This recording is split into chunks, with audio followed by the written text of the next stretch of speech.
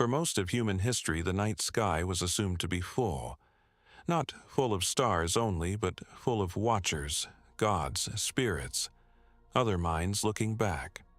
The idea that the universe might be occupied was the default, and emptiness was the strange proposition that needed defending.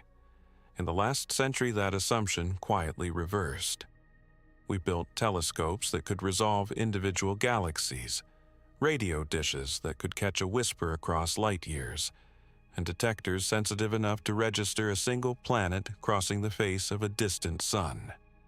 We pointed all of it outward, expecting eventually to find that we were not alone. And what came back so far is nothing. That nothing is the subject here. The galaxy we live in contains a few 100 billion stars, many of them older than our own by billions of years.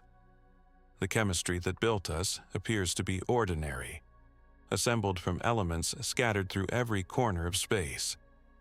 Given that much time, that many worlds, and physics that works identically everywhere, the reasonable expectation was contact, or at least evidence.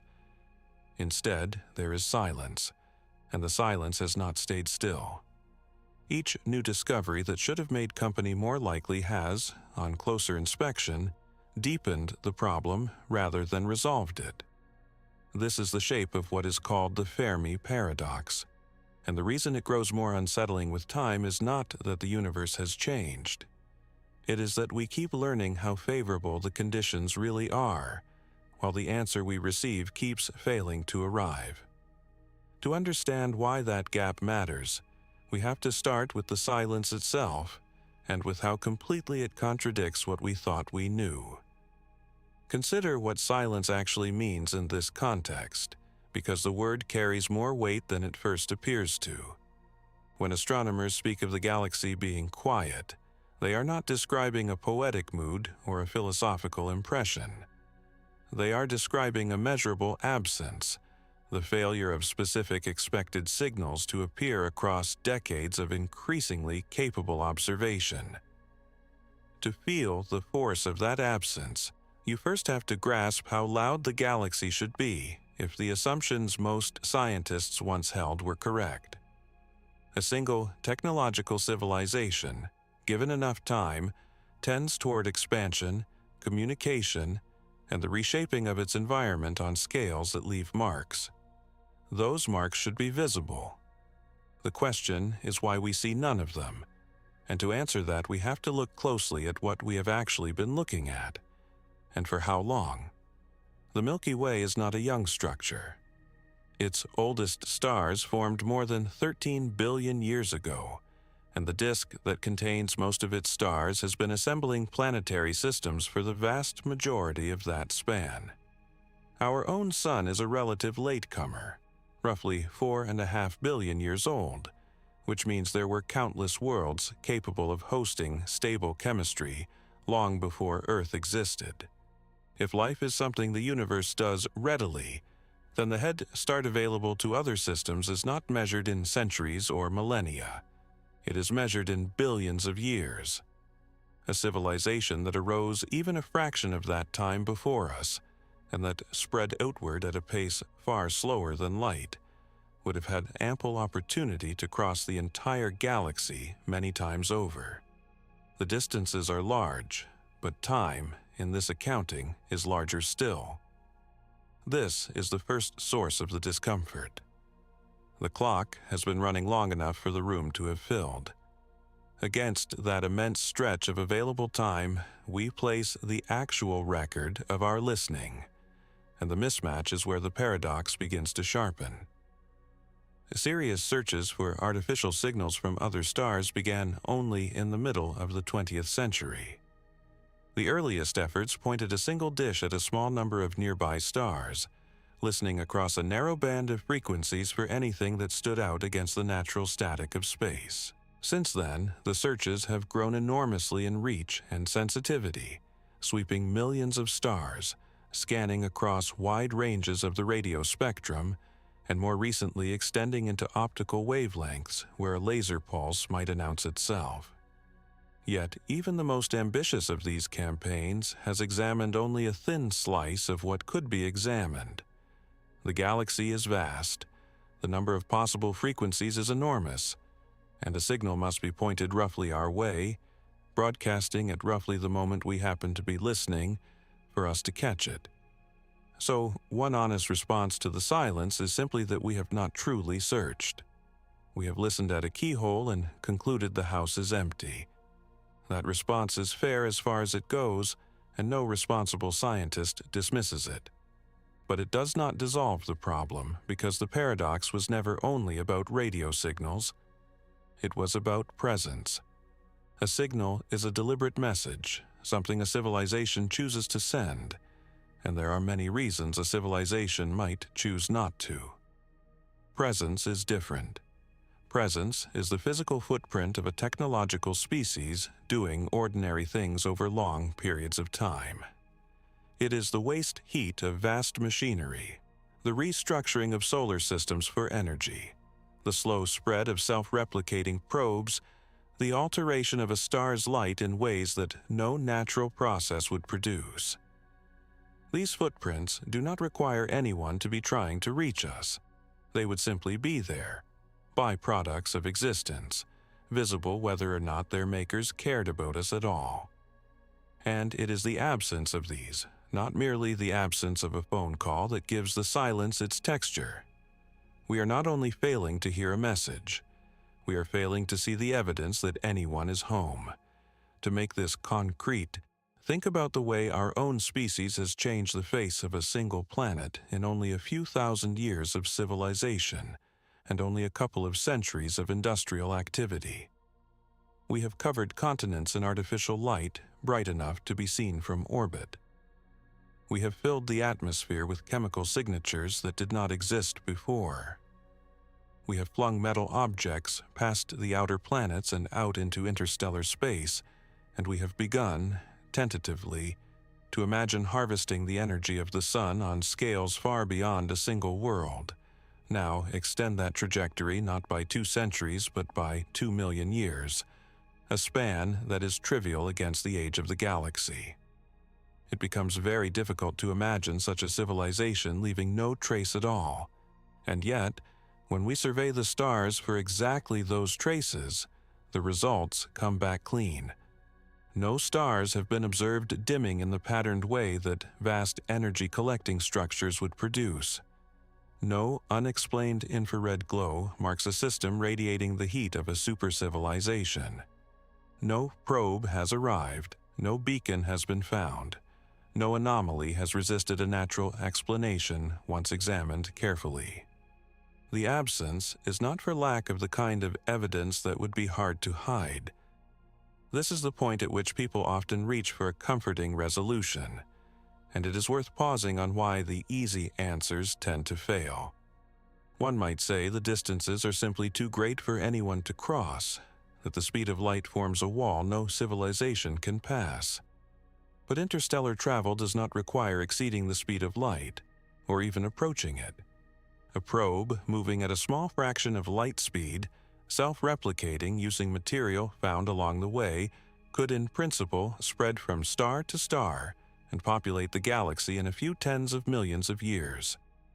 That is a long time by human standards and a short time by galactic ones. The physics permits it. We can sketch the engineering of it even now, in rough form, with technology we can foresee rather than merely imagine.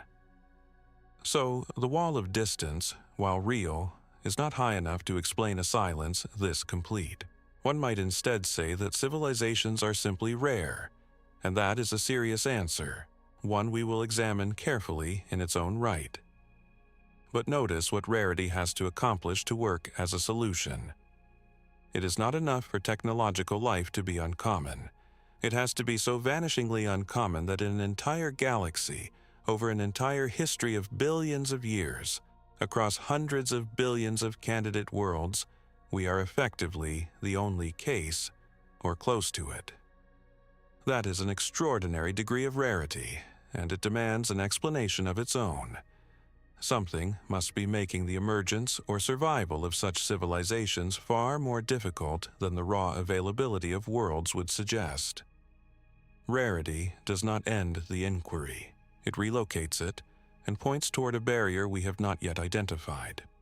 There is a subtler discomfort hiding underneath all of this, and it has to do with our position as observers.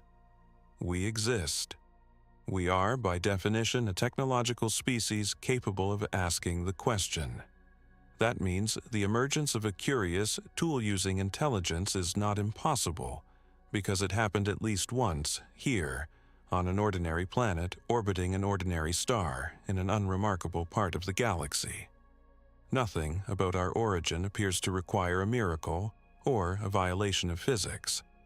The same processes that produced us should, in principle, be able to produce others, because those processes are just chemistry and time operating under laws that hold everywhere. If we are the product of ordinary conditions, and ordinary conditions are widespread, then our solitude is not what the ingredients predict. The silence is louder precisely because we ourselves are proof that the recipe works, and so the situation refuses to settle into anything comfortable. We have the time, measured in billions of years. We have the worlds, measured in hundreds of billions. We have a working example of the outcome, sitting here asking the question. We have the physics that would allow a civilization to spread and to leave marks that we could detect. What we do not have is any sign that it has happened. Every element of the equation seems to argue for company, and the observation stubbornly returns emptiness. That is the raw form of the paradox, before any hypothesis has been offered to explain it. It is a conflict between what the conditions imply and what the sky reveals, and it is not weakened with better instruments. It has grown because better instruments keep confirming that the conditions are favorable, while the sky stays blank. The natural next question is who first noticed this tension clearly enough to state it, and how a problem this large emerged from something as small as an offhand remark over lunch. Because the paradox has a name, and the name belongs to a physicist who is said to have asked, almost casually, a question that no one has since been able to put down. The physicist was Enrico Fermi, and the setting was almost aggressively ordinary. In the summer of 1950, at the Los Alamos laboratory in New Mexico, Fermi was walking to lunch with a few colleagues. The conversation, by the accounts that survive, had drifted through the topics that scientists of that era found amusing, including a recent spate of reported flying saucers and a magazine cartoon that blamed the disappearance of city trash cans on visiting aliens. It was light talk, the sort that fills the space between serious work. The group sat down, the subject moved on to other things, and then, in the middle of an unrelated discussion, Fermi is said to have looked up and asked a question that seemed to come from nowhere. The exact wording is remembered differently by different witnesses, but the substance was clear. Where is everybody? The power of that question lay in what stood behind it. Fermi was not a man given to loose speculation. He was one of the most formidable physicists of the century, famous for a particular kind of reasoning that his colleagues had learned to respect and occasionally to fear. He had a habit of taking a problem that seemed impossibly vague and, through a rapid chain of rough estimates, arriving at an answer accurate enough to be useful. He could estimate the number of piano tuners in a city, or the yield of an explosion from the distance a scrap of paper traveled, using nothing but arithmetic and a handful of reasonable assumptions. So, when Fermi asked where everybody was, the people at that table understood that he had already run the numbers in his head. He had considered the age of the galaxy, the number of stars it contained, the likelihood that some of them hosted planets, the probability that life might arise and advance, and the time it would take a spacefaring civilization to spread from world to world. And the conclusion those estimates pointed toward was that the galaxy should have been visited, colonized, or at least made conspicuous long ago. The absence of any such presence was, to a mind like his, not a triviality. It was a discrepancy demanding explanation. What makes the moment worth dwelling on is that Fermi had not set out to study extraterrestrial life. He was not proposing a research program or advancing a theory. He was reacting, almost involuntarily, to a mismatch between an expectation and an observation. This is exactly the reflex that drives good physics. A theory predicts a result. The measurement disagrees, and the disagreement becomes the most interesting thing in the room. Fermi had, in a few seconds of mental arithmetic, generated a prediction. The galaxy is old, large, and hospitable. Therefore, it should show signs of others. Then he had compared that prediction to the plainest possible observation, the sky above his head, and found the two in flat contradiction. The question that followed was not rhetorical. It was the natural response of someone who had noticed that reality was not behaving the way the numbers said it should. It is important to be precise about what Fermi did and did not establish, because the story is often flattened into something simpler than it was. Fermi did not prove that we are alone, nor did he claim to. He did not even publish anything on the subject. What he did was expose a tension, and he did it with such economy that the tension outlived him and eventually acquired his name. The label Fermi paradox came later, attached by others who recognized that the offhand lunchtime question captured a genuine problem in the sciences of astronomy and biology. And the reason the label stuck is that no one, in the decades since, has been able to make the tension disappear. Every attempt to resolve it has either failed or has required accepting something surprising about the universe or about ourselves. To understand why Fermi's estimate carried such weight, it helps to reconstruct the kind of reasoning he was likely doing. Begin with time. The galaxy is roughly 10 billion years older than the Sun in its earliest stellar populations, and even if we restrict ourselves to stars similar to our own, there has been an abundance of them shining for billions of years before Earth cooled. Now add the pace of expansion. Suppose a civilization sends out probes or ships that travel at even 1% of the speed of light, a speed that requires no exotic physics, only patience and engineering. Suppose, further, that wherever such a probe arrives, it can gather materials, build copies of itself, and send those copies onward. This is not a fanciful mechanism.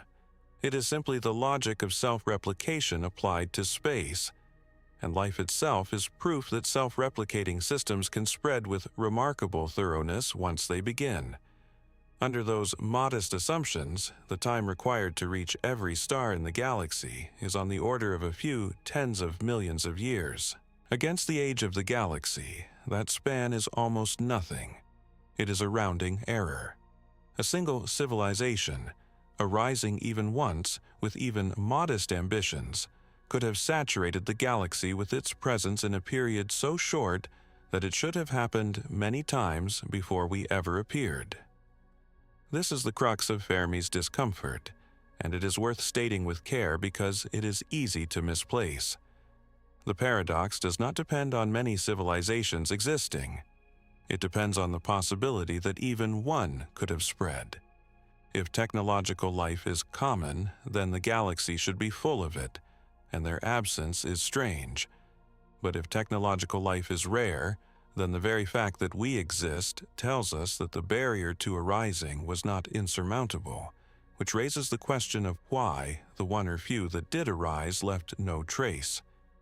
Either way, the reasoning circles back to the same empty sky. Fermi had identified a problem that could not be dissolved simply by adjusting how common life is. Whether life is abundant or scarce, the silence needs an account. There is a further subtlety in Fermi's method that deserves attention, because it distinguishes his question from mere musing. Fermi was working from what physicists call a mediocrity assumption, though he would not have used that phrase. The idea is that we should not assume we occupy a special place or time unless we have evidence for it. If the sun is an ordinary star, if the Earth is an ordinary planet, if the chemistry of life is ordinary chemistry, then we should expect our situation to be typical rather than unique. And if it is typical, then others should exist, and given the ages involved, some should have advanced far beyond us. The mediocrity assumption is powerful precisely because it has proven correct so many times in the history of science. We once believed the Earth sat at the center of everything, then that the sun did, then that our galaxy was the whole universe. Each time, closer observation demoted us to a more ordinary position. Fermi's question implicitly extended that lesson to life itself. If we are ordinary, we should have company. The failure to find any company therefore suggests that something in our chain of assumptions is wrong, and identifying which link fails is the whole of the puzzle. Notice what this does to the emotional temperature of the problem. Fermi's question is unsettling, not because it invokes anything frightening, but because it forces a choice among uncomfortable alternatives. Perhaps we are wrong that our situation is ordinary, which would mean that something about our existence is far rarer or more fragile than it appears. Perhaps civilizations do arise but do not last, which would say something sobering about the trajectory we ourselves are on. Perhaps they exist but deliberately hide, which raises its own set of questions about why. Each possible resolution carries a cost, and none of them is comfortable. Fermi did not choose among them. He simply pointed at the gap and asked why it was there, and in doing so he handed the problem to everyone who came after. What Fermi lacked, and what the following decades would provide, was any rigorous way to organize these competing possibilities. His estimate was brilliant but private, a chain of arithmetic performed in his head on the way to lunch. To turn the question into something science could work with, someone needed to break the problem into its component parts, to isolate each assumption so that it could be examined, argued over, and eventually measured. Where Fermi had asked a single sweeping question, the next step was to build a structure that could hold all the pieces at once. That structure arrived roughly a decade later, in the form of a deceptively simple line of terms written on a blackboard by an astronomer preparing for a small meeting. An equation that did not answer Fermi's question but gave everyone a shared way to argue about it. The astronomer was Frank Drake, and in the autumn of 1961 he was organizing a small, informal gathering at the National Radio Astronomy Observatory in Greenbank, West Virginia. The meeting had a delicate purpose. Drake had recently conducted the first serious radio search for signals from other stars, pointing a dish at two nearby sun-like stars and listening for anything artificial. The search had found nothing, but it had established that such a search was possible, that the technology existed to attempt it seriously. Now, he wanted to bring together a handful of scientists to discuss whether the pursuit made sense, whether there was any rational basis for expecting the search to succeed. To structure that discussion, he needed a way to break the enormous question of how many detectable civilizations might exist into pieces small enough to talk about individually. So he wrote a line on the blackboard, a product of several factors multiplied together, and that line became one of the most cited expressions in all of science. The equation is not a formula in the way that a physical law is a formula. It does not predict a definite outcome from measured inputs.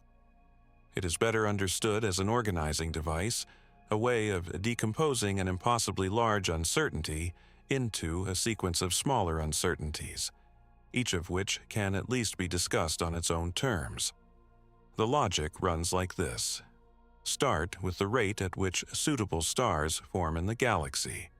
Multiply by the fraction of those stars that have planets. Multiply by the average number of planets per system that could support life. Multiply by the fraction of those suitable planets on which life actually appears. Multiply by the fraction of living worlds on which intelligence eventually arises. Multiply by the fraction of intelligent species that develop technology capable of sending signals into space.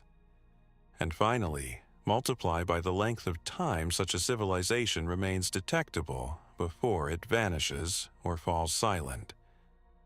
The result of all these multiplications is an estimate of how many communicating civilizations should exist in the galaxy at any given moment.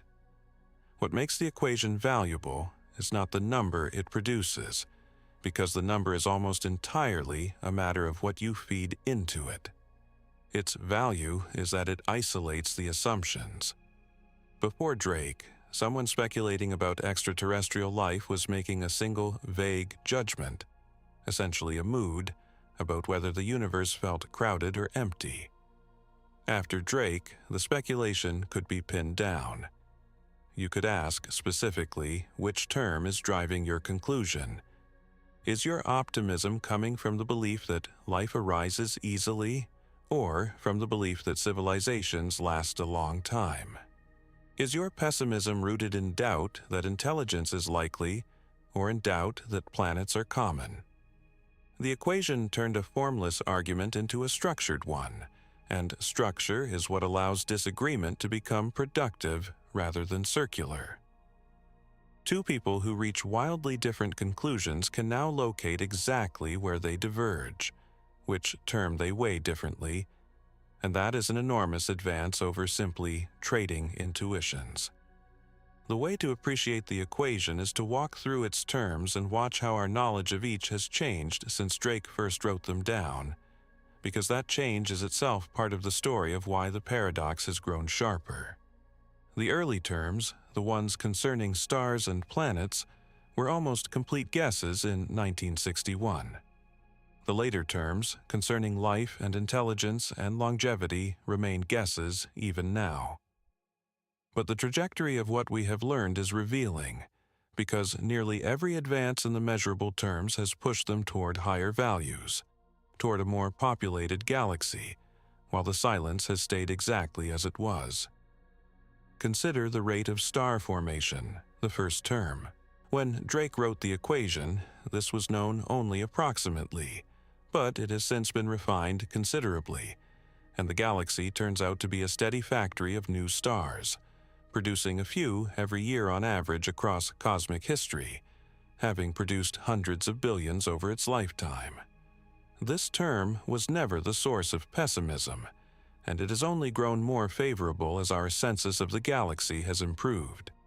There is no shortage of stars. There never was. The second term, the fraction of stars with planets, is where the transformation has been most dramatic, and it deserves emphasis because it represents a genuine reversal of expectation. In 1961, no one knew whether planets were common or rare. It was entirely possible, given the evidence then available, that our solar system was an oddity, that most stars shone alone without any worlds around them. Some serious theories of planet formation suggested exactly that, treating our own system as the product of an unusual event. Under those theories, the paradox would have had an easy resolution. If planets themselves were rare, then habitable planets would be rarer still, and the emptiness of the sky would follow naturally. But that escape route has been closed. Beginning in the 1990s and accelerating enormously in the decades since, astronomers have discovered that planets are not rare at all. They are the rule. The overwhelming majority of stars host planets, often several, and this fact is now established beyond serious doubt. The second term, once a candidate for the great reducer that might explain the silence, turned out to be large. Planets are everywhere. That single discovery removed one of the most comfortable possible answers to Fermi's question and replaced it with a more difficult picture. The third term, the average number of potentially habitable planets per system, follows from the second and has similarly moved in the direction of abundance. As the catalog of known planets grew, it became clear that a meaningful fraction of them orbit at distances from their stars where liquid water could exist on a surface, in the zone often called habitable. These worlds are common enough that the nearest one is likely just a few light-years away. Again, the measurable term declined to provide the rescue that pessimism might have hoped for. The galaxy is not merely full of planets, it is full of planets that sit in the right place for the chemistry of life as we understand it. And here the equation reaches the divide that separates what we can measure from what we can only guess. The first three terms concern astronomy, the counting of stars and worlds, and astronomy has answered them decisively in favor of abundance. The remaining terms concern biology and sociology and the long-term fate of civilizations, and these we cannot yet touch with instruments. What fraction of habitable worlds actually give rise to life? We have exactly one example, our own, and a single example cannot establish a frequency. What fraction of living worlds produce intelligence? Again, one example, and even that one took most of the planet's history to arrive. What fraction of intelligent species build technology, and how long does that technology persist? Here, we have not even a full example, because our own technological era is barely a century old, and its future duration is precisely the thing we do not know. These later terms could be very large or very small, and the honest answer is that we cannot yet distinguish between the two. This structure exposes something crucial about the paradox, and it is the reason the Drake equation, despite answering nothing, matters so much. The equation localizes our ignorance. It shows us that the uncertainty no longer lives in the astronomy.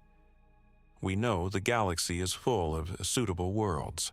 Whatever is keeping it quiet must therefore be hidden in the later terms, in the steps between a habitable planet and a lasting, detectable civilization.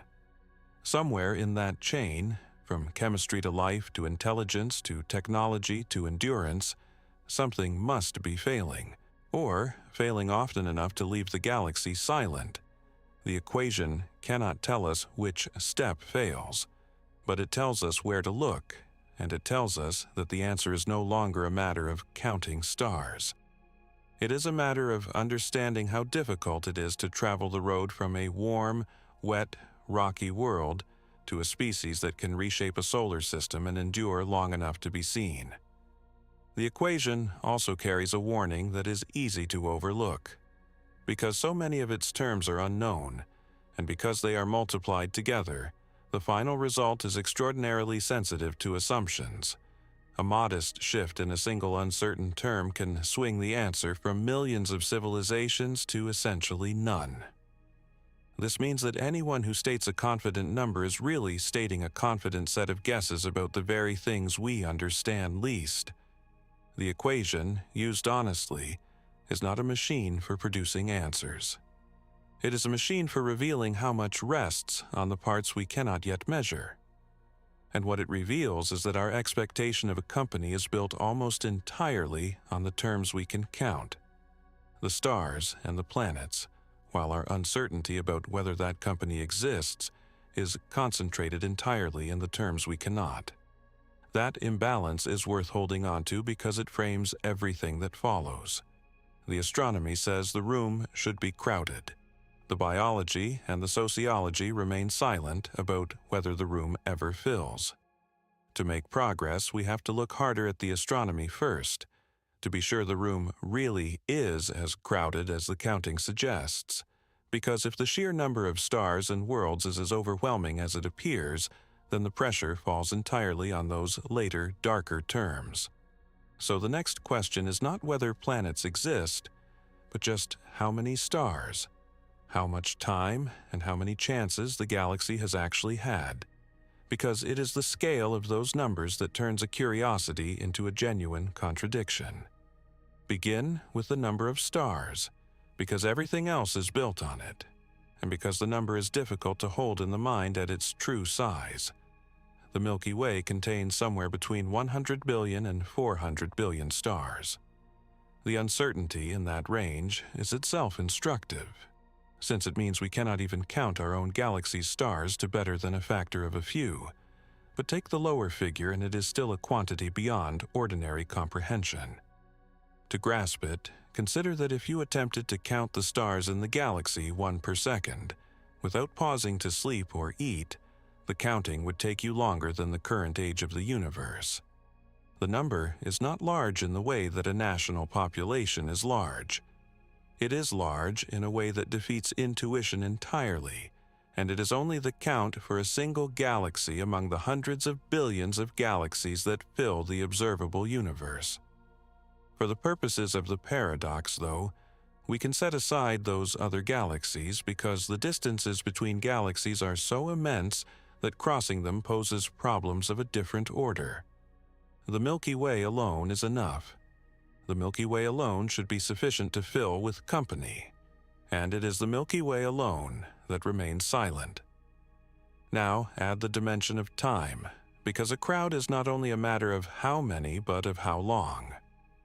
The galaxy has been forming stars for well over 13 billion years. This means that the population of stars is not a single generation, but a vast succession of generations, overlapping and layered, with old stars still shining alongside newly born ones.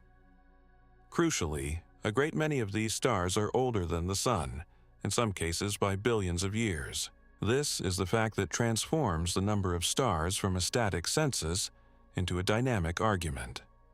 If life and intelligence can arise around a sun-like star in something like the time it took here, roughly 4 billion years, then there has been enough time for that process to run to completion not once, but many times over, on worlds that had their 4 billion years finished long before Earth had finished cooling. The galaxy did not produce all its habitable worlds at once, and then wait. It has been producing them continuously, which means that for any given moment in the last several billion years, there were worlds reaching the age at which we ourselves became technological. The opportunities were not concentrated in our era. They were spread across a span so long that our entire civilization occupies less than an eye blink at its end. To make the scale of that time vivid, it helps to compress it. Imagine the history of the galaxy reduced to a single calendar year, with the earliest stars forming in the first days of January. On that compressed scale, the Sun does not form until sometime in early September. Complex life on Earth does not appear until December. The dinosaurs vanish in the last week of the year. All of recorded human history, every civilization that has ever risen and fallen, every war and cathedral and equation, occupies the final few seconds before midnight on the 31st of December. Our technological era, the century or so in which we have been capable of sending or detecting signals, is a fraction of the final second. Now consider that a civilization arising even a single day earlier on this compressed calendar, in late December rather than the final moment, would have had, in real terms, millions of years of head start. That is the asymmetry that the combination of number and time produces. The galaxy has had an enormous number of chances, spread across an enormous stretch of time, and we are arriving so late that almost anyone else should have arrived first. There is a further factor that sharpens this picture, and it concerns the pace at which a civilization could spread once it began. It is tempting to assume that the vast distances between stars form an effective barrier, that even if others exist, they remain sealed within their own systems, unable to reach across the gulf. But the distances, while real, do not hold up as a barrier under examination. The nearest stars are a few light years away, and while that is far beyond our current capacity to travel quickly, it is not beyond the reach of patience combined with modest technology. Consider a probe that travels at 1% of the speed of light. At that speed, crossing the distance to a neighboring star takes a few centuries. A few centuries is a long time for a human, but it is nothing against the ages we have been discussing. Now, suppose that when this probe arrives, it uses local materials to construct copies of itself. and sends those copies onward to the next stars. Each generation of probes reaches a little further, and because the number of probes grows with each step, the expansion accelerates even as each individual journey remains slow. This is the same mathematics that governs the spread of a population into empty territory, and it produces a wave that crosses the entire galaxy in a span on the order of tens of millions of years. Set that figure beside the age of the galaxy and the implication is stark. Tens of millions of years is less than 1% of the time the galaxy has existed. It is less than 1% of the head start available to a civilization that arose a few billion years before us. This means that the spreading of a single civilization across every star in the Milky Way is not a slow process relative to the galaxy's history. It is a fast one. A civilization does not need to be faster than light, or even close to it, to have saturated the galaxy long before our species appeared. It needs only to exist, to send out self-replicating probes, and to have begun early enough. Given the number of stars and the depth of time, the conditions for such an early beginning appear to have been abundant. And yet no wave of probes has washed over the solar system. No prior civilization has left its self-replicating machinery on the worlds of our own system, where it should still be visible, because self-replicating machinery, once established, does not simply vanish. The absence of it is not a failure to detect a faint signal. It is the absence of a physical presence that should, by the logic of expansion, already surround us. It is worth confronting the objection that self-replicating interstellar probes are speculative, that we have no proof such things can be built. This is true, but it cuts less deeply than it first appears, because the components of the argument are all things we can already see the shape of. Self-replication is not exotic. It is the defining feature of life, demonstrated on this planet countless times over billions of years, a mechanism the universe evidently permits and even favors. Slow travel between stars requires no new physics, only propulsion and endurance, and we have already sent probes out of our own solar system, however slowly. The manipulation of raw material into useful structures is something we do constantly, on ever smaller scales. None of the pieces requires a violation of known law. What the full scenario requires is only that a civilization somewhat more advanced than ourselves, given millions of years, could combine these known ingredients into a system that spreads. Placed against the depth of time available, that is not a demanding requirement. It is close to an expectation. So the crowded galaxy is not merely a rhetorical phrase. It is a conclusion assembled from measurable quantities. Hundreds of billions of stars, a great many older than the sun. Billions of years of continuous opportunity, layered generation upon generation. Distances that yield to patience, and a mechanism of expansion that requires only self-replication and time. Every one of these factors, taken on its own, argues for a galaxy that should long ago have been reached, marked, and populated. The probability, assembled from these parts, does not merely suggest company, it seems to demand it. When we count the stars, weigh the time, and calculate the spread, the reasonable expectation is not silence, but saturation. And this is precisely what makes the actual silence so difficult to absorb. The argument for a crowded galaxy is not built on wishful thinking or on a desire to find company.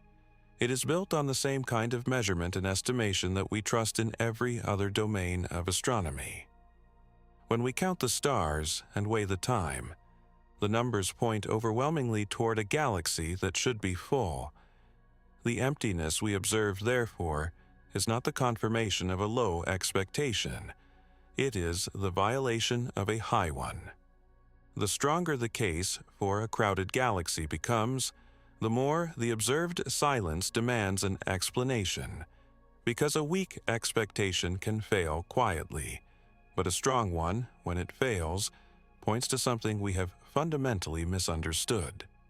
And the strongest recent contribution to that expectation, the discovery that reshaped the second and third terms of Drake's equation and made the crowd seem even larger, was the flood of actual planets that astronomers began to find around other stars, worlds we could name and count rather than merely assume. For most of human history, the existence of planets around other stars was a matter of pure assumption. We could see the stars, but a planet produces no light of its own, and the faint glimmer it might reflect is drowned in the overwhelming glare of the star it orbits, like trying to see a candle held beside a lighthouse from miles away. So for centuries, the question of whether other stars had worlds remained unanswerable. It was reasonable to assume they did, since our own star had 8, but reasonable assumption is not evidence, and a genuine possibility remained that our solar system was unusual, perhaps even unique, the product of some rare event that most stars never experienced. That possibility, had it proven true, would have offered a clean solution to Fermi's question.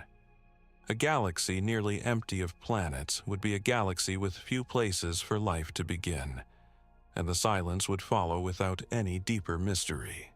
This is the escape route that the last 3 decades have systematically closed, and the manner of its closing is worth understanding, because it is a case study in how better observation can make a problem worse rather than better. The first confirmed detection of a planet orbiting a sun-like star came in 1995, and the method behind it was ingenious precisely because it did not attempt to see the planet at all. Instead of looking for the planet's faint light, astronomers watched the star for the subtle influence the planet exerted upon it. A planet and its star both orbit their shared center of mass, which means that even a small planet tugs its star into a slight wobble, a rhythmic motion toward and away from us as the planet circles. That motion, though tiny, shifts the star's light in a measurable way, compressing its wavelengths slightly as the star moves toward us and stretching them as it moves away, in the same manner that the pitch of a passing siren rises and falls. By measuring this rhythmic shift with sufficient precision, astronomers could infer the presence of an unseen planet, along with its mass and the shape of its orbit, without ever capturing a single photon from the planet itself. The first world found this way was strange, a giant comparable to Jupiter but whipping around its star in a matter of days, far closer than anyone's theories had predicted. It did not fit the tidy models built from our own solar system, and that alone was a signal that the universe of planets was going to be more varied and more populated than expected. The wobble method opened the door, but the flood came with a different technique, one that could survey enormous numbers of stars at once, and that gave us, for the first time, a real census rather than a handful of examples. This second method also declined to look at the planet directly. Instead, it watched for the faint periodic dimming that occurs when a planet passes between its star and us, crossing the face of the star and blocking a minuscule fraction of its light. The dimming is slight, often a drop of a fraction of a percent, but it is regular, repeating with every orbit, and its depth reveals the size of the planet while its rhythm reveals the orbit. A space telescope named Kepler was built to do exactly this, staring fixedly at a single patch of the sky containing more than 100,000 stars, measuring their brightness continuously, watching for the tiny recurring dips that betray a transiting world. What Kepler found rewrote the second and third terms of Drake's equation permanently. It did not find a few planets. It found thousands, and from the sample it observed, astronomers could calculate what the full population must be, since Kepler could only detect the small fraction of systems whose orbits happened to be aligned edge-on toward us. When that correction was applied, the conclusion was overwhelming. Planets are not rare. they are not even common in the ordinary sense, they are essentially universal. The numbers that emerged from this work are worth stating plainly, because they are the foundation of everything that follows. On average, the galaxy contains at least as many planets as it does stars, and probably more, since many systems host several worlds. With hundreds of billions of stars, this implies hundreds of billions of planets at a minimum, and quite possibly a trillion or more.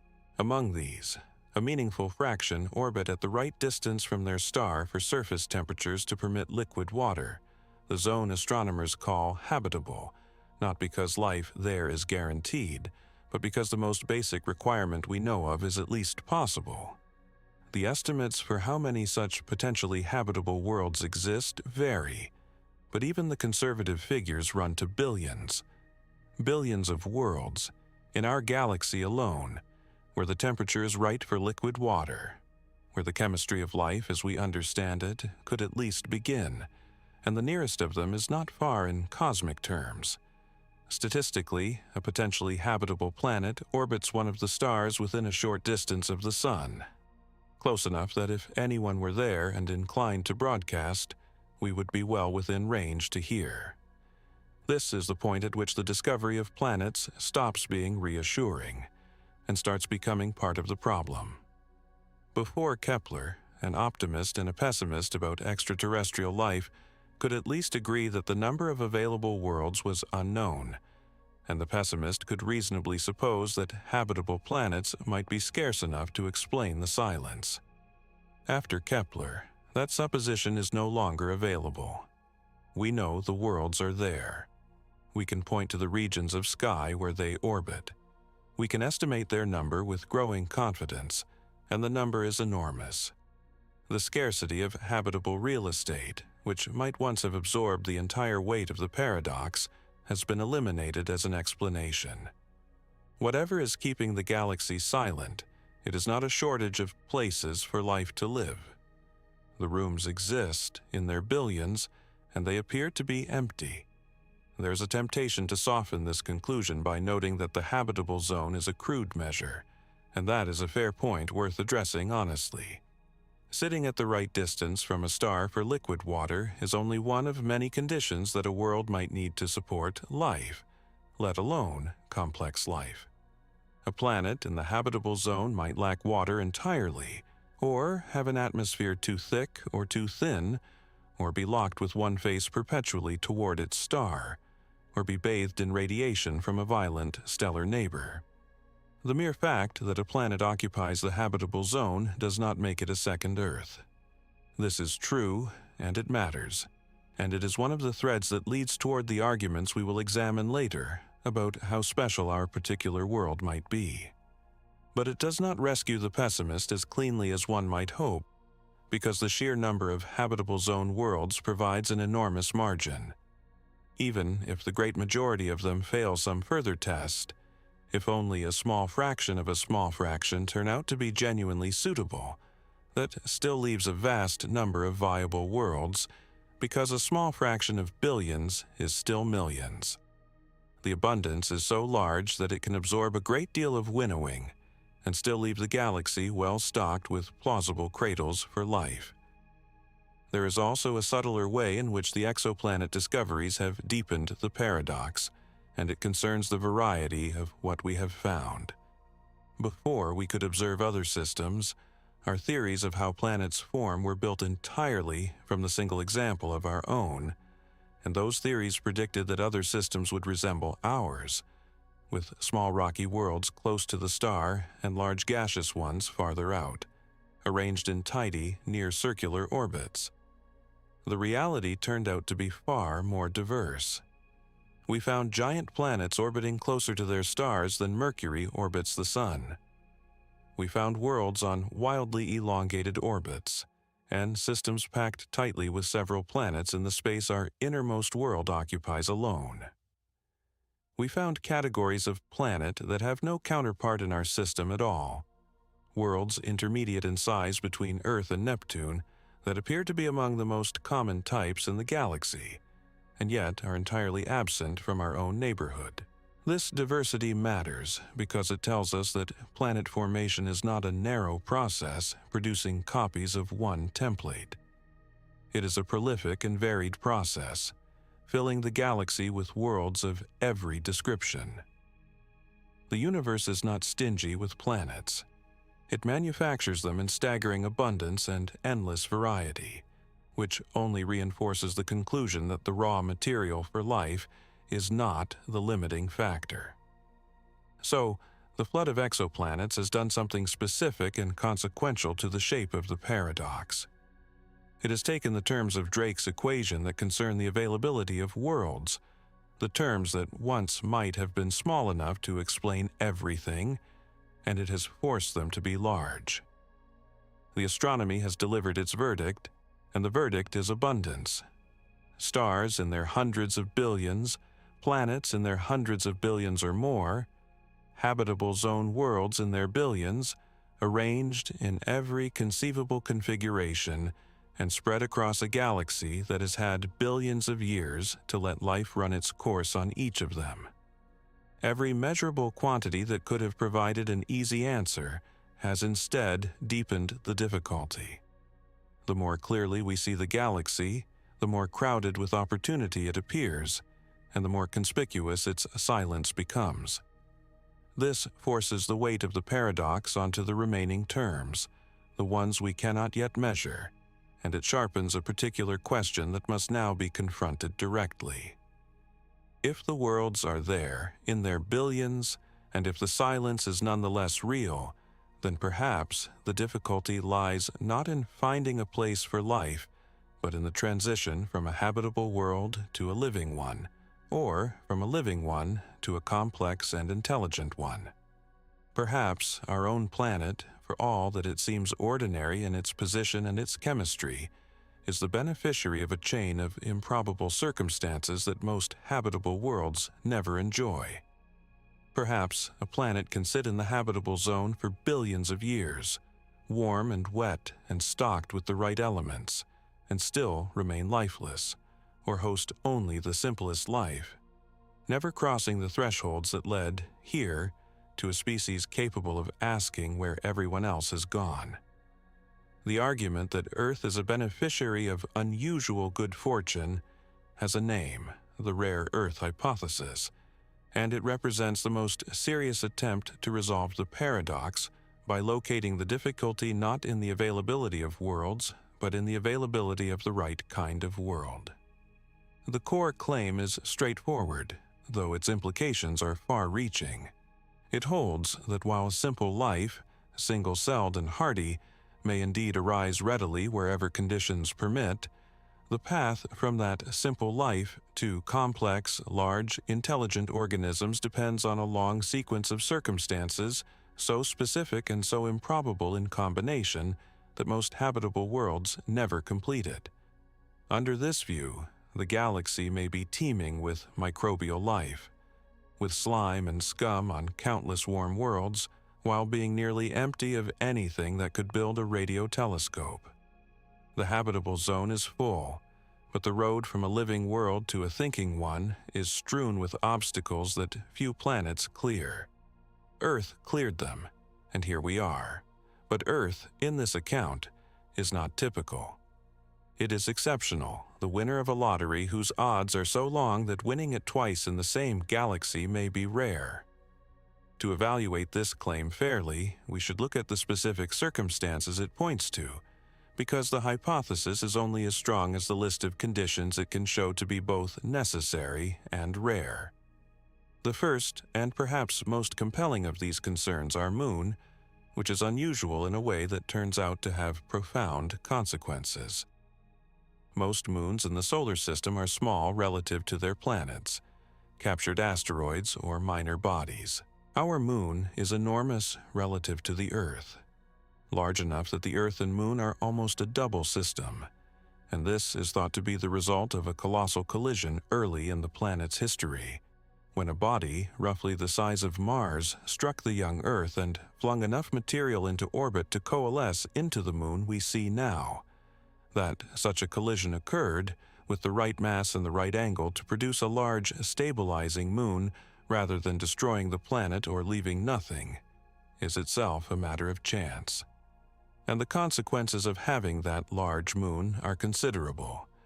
It stabilizes the tilt of the Earth's axis, preventing the wild swings that would otherwise occur as the pull of other planets tugged at us over long periods.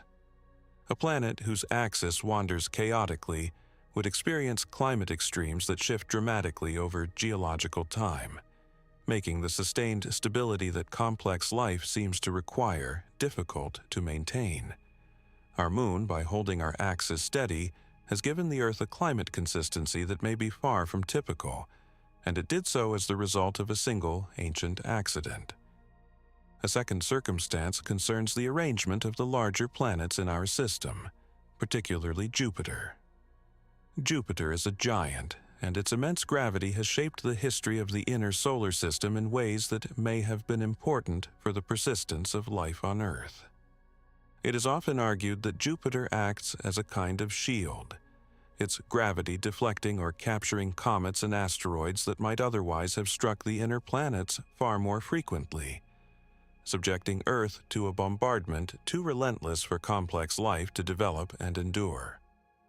The picture is more complicated than a simple shield, since Jupiter's influence can send objects toward the inner system as well as away from it.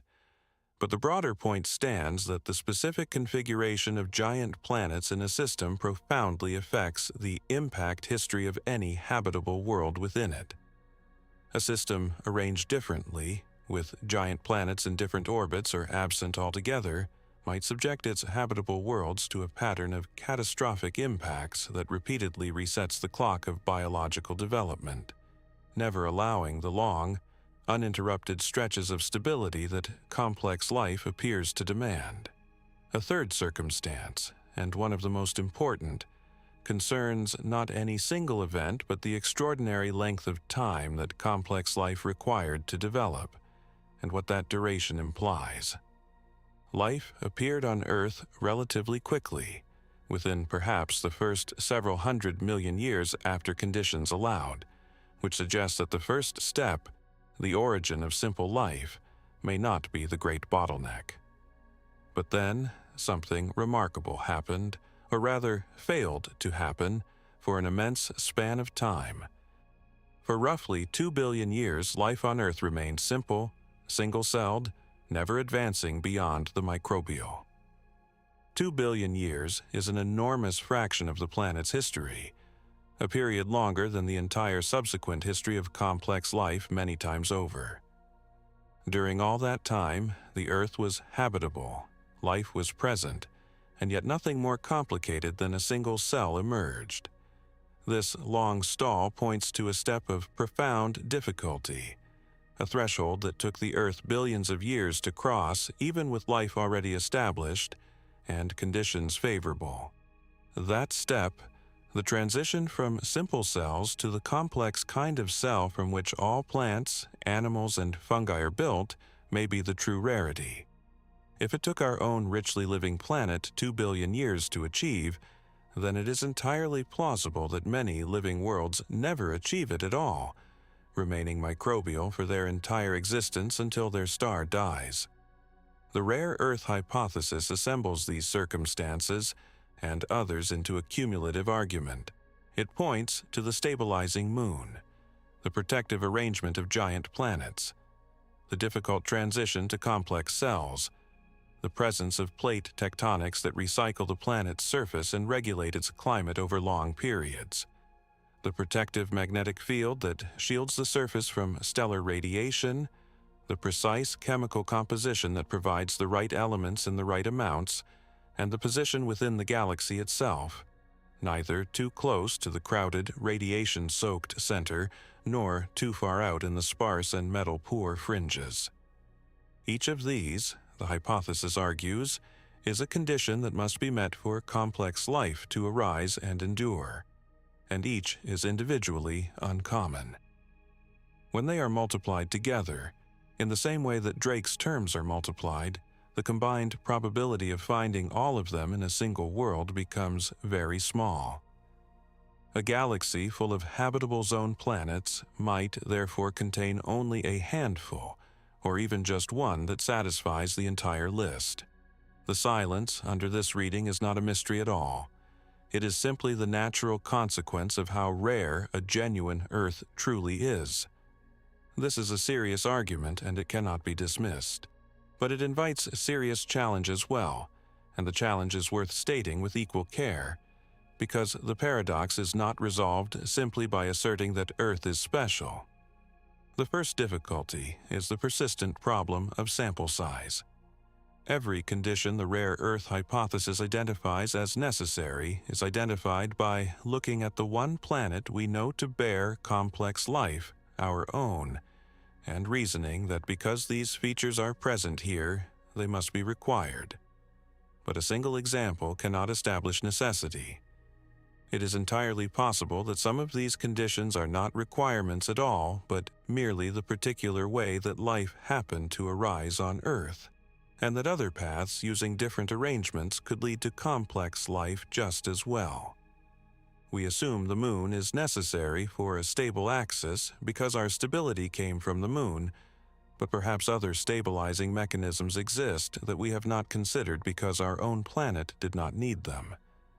We assume complex cells are the only route to complex organisms because they were the route here, but we cannot see the alternatives that never arose on Earth and might arise elsewhere. Reasoning from a single case toward universal necessity is a fragile enterprise, and the rare Earth hypothesis depends heavily on exactly that kind of reasoning. A second difficulty is that the hypothesis, even if largely correct, may prove too much or too little depending on how strictly its conditions are applied.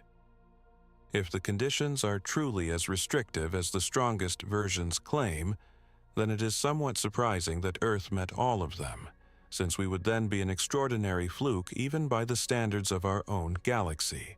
And if the conditions are less restrictive than claimed, if complex life can tolerate a wider range of circumstances than the hypothesis allows, then the winnowing is less severe, and the galaxy should retain more candidates for complex life than the silence suggests. The hypothesis must thread a narrow needle, being restrictive enough to explain the silence, but not so restrictive that our own existence becomes inexplicable. Whether it can thread that needle depends on quantities we do not yet know, on the true rarity of each condition, and those quantities remain for now beyond measurement. The deepest problem, though, is that the rare Earth hypothesis, even in its strongest form, addresses only part of the paradox. It offers an explanation for why complex life might be rare, why the galaxy might contain few worlds with organisms as elaborate as those on Earth. But rarity is not the same as absence. Even if genuine Earths are exceedingly uncommon, the galaxy is so vast, containing hundreds of billions of stars, and having endured for billions of years, that even a very small fraction of suitable worlds still amounts to a substantial number in absolute terms. And it requires only one other civilization, arising even once in all that time and space, spreading outward with self-replicating patience, to fill the galaxy with detectable presence. The rare Earth hypothesis can lower the number of civilizations from millions to a few, but lowering it to a few is not the same as lowering it to zero, and the argument from expansion suggests that even a few should have been enough to leave the marks we could see. To reach genuine silence, rarity alone may not suffice. Something more may be required, some barrier that does not merely make complex life uncommon, but that reliably prevents the transition from a living world to a lasting, galaxy-spanning civilization. A barrier that operates not on the availability of Earths, but on the survival and expansion of whatever arises upon them.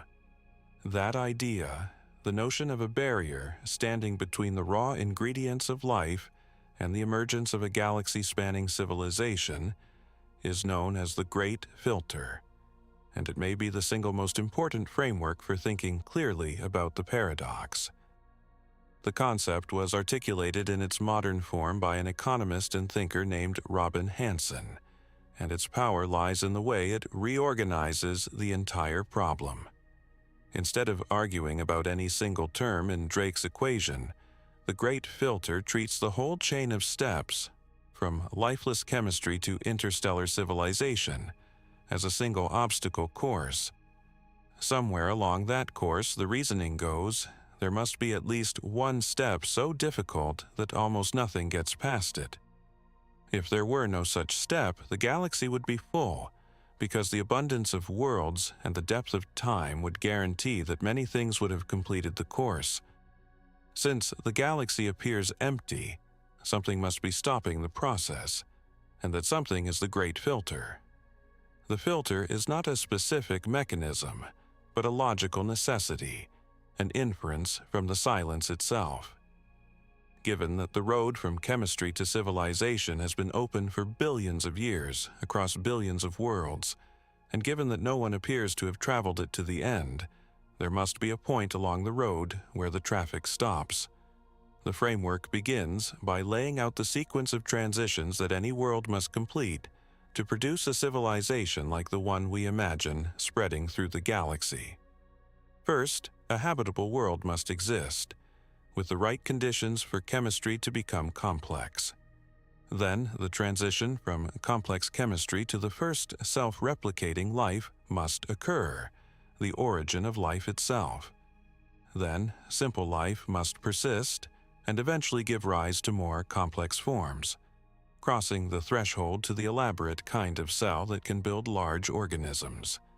Then, complex organisms must develop, and among them some form of intelligence capable of reasoning and tool use must emerge. Then that intelligence must develop technology, and specifically the kind of technology that can leave a mark detectable across interstellar distances. And finally, the civilization must survive long enough and expand far enough to actually populate or signal across the galaxy. Each of these transitions is a step, and the Great Filter is whichever step or combination of steps is so improbable that it reduces the vast number of starting worlds to the observed number of galaxy-spanning civilizations, which so far appears to be essentially none. The elegance of this framework is that it forces a single, crucial question, and everything about our situation depends on the answer to it. The question is simply this: where is the filter? At which step does the process fail? Because the filter must exist somewhere to explain the silence, and because we have already completed many of the steps ourselves, the location of the filter has direct and personal implications for our own future. We have already crossed from chemistry to life, from simple life to complex life, from complex life to intelligence, from intelligence to technology. We are standing near the end of the sequence, having completed nearly all of it. Only the final steps remain, the achievement of a lasting civilization capable of interstellar expansion. So, the filter that stops nearly everything else must lie either at one of the steps we have already passed, in which case it is behind us, or at one of the steps we have not yet reached, in which case it lies ahead. And these two possibilities, though they sound like a mere matter of timing, carry opposite meanings for our prospects. Whether the great obstacle is in our past or our future is perhaps the most consequential unknown in the entire problem, because it determines whether our completion of the course so far is a sign of triumph or merely a stay of execution. Consider first what it would mean for the filter to lie behind us. If the step that stops nearly everything else is one that Earth has already completed, then we are among the exceedingly rare worlds that made it past the great obstacle. And the reason the galaxy is silent is that almost nothing else did. Perhaps the origin of life is the filter, and life almost never arises even where it could, so that most habitable worlds remain forever sterile. Perhaps the transition to complex cells is the filter, the step that took our own planet 2 billion years, and most living worlds never complete it, remaining microbial until their stars die. Perhaps intelligence itself is the filter, and life commonly becomes complex, but almost never develops the particular kind of reasoning that leads to technology. If any of these is the case, then the filter is in our past, we have already survived it, and our completion of the sequence so far represents an extraordinary and fortunate achievement. Under this interpretation, the silence is not a warning. It is simply the record of how rare we are, and our future, having passed the great test, is unwritten and open. This is the hopeful reading, and it is worth naming clearly, because the great filter is often discussed only in its darker form, and the hopeful version is equally consistent with the evidence. Now, consider the alternative, which is that the filter lies ahead of us. If the steps we have already completed are not actually that difficult, if the origin of life is common, if complex cells and intelligence and technology arise readily wherever there is time, then the filter cannot be in our past, because our past steps would not have filtered out much. In that case, the filter must lie in our future, at one of the steps we have not yet reached. And the step we have not yet reached is the achievement of a lasting civilization capable of surviving its own technological adolescence and expanding beyond its home world. If the filter lies there, then the reason the galaxy is silent is that civilizations reliably arise and then reliably destroy themselves, or collapse, or otherwise fail to survive the dangerous period that follows the development of powerful technology. Under this reading, the silence is not a record of how rare we are. It is a preview of what tends to happen to civilizations like ours when they reach the stage we are now entering. The empty galaxy becomes a graveyard of species that got as far as we have and then did not survive. And our own recent completion of the technological threshold places us precisely at the edge of the great danger rather than safely past it. This is the sobering reading, and its weight comes not from any theatrical claim but from the simple logic of the filter's placement. The framework thus presents us with a stark and genuine uncertainty, and it is important to understand that we cannot yet determine which reading is correct, because determining it requires information we do not have. To know whether the filter is behind us, we would need to know how difficult the past steps truly were, and that requires knowing how often life arises, how often it becomes complex, how often intelligence emerges. We have only our own example, which cannot establish a frequency. To know whether the filter is ahead of us, we would need to understand the survival prospects of technological civilizations, and we are ourselves the only technological civilization we know of, barely a century into the experiment, with no way to see how it typically ends. So the location of the filter remains open, and the two possibilities remain both consistent with everything we observe. The galaxy is silent, whether the filter is behind us or ahead, because in both cases the end result is the same, an absence of detectable civilizations. The silence alone cannot tell us which reading is true. It only tells us that the filter exists. There is, however, a line of reasoning that bears on the question, and it concerns the discoveries we examined earlier, the flood of habitable worlds. Recall that the rare Earth hypothesis attempted to place the filter in the past, in the rarity of suitable planets or the difficulty of complex life. But the exoplanet discoveries have undermined the first part of that argument by showing that habitable worlds are abundant. If habitable worlds are common, then the availability of real estate is not the filter, and the filter must lie elsewhere, either in the biological steps or in the future. Every discovery that makes the early steps look easier, every finding that life's ingredients are widespread and the conditions for life common, shifts the probable location of the filter later in the sequence, closer to us and closer to our future. This is the precise mechanism by which the paradox has grown more troubling over time. It is not that the silence has changed, it is that our expanding knowledge keeps ruling out the early, comfortable locations for the filter, and each time an early location is ruled out, the probability mass shifts toward the later, less comfortable ones. The more ordinary and easy the beginning of the story appears, the more the difficulty must be concentrated at the end, where we have not yet been.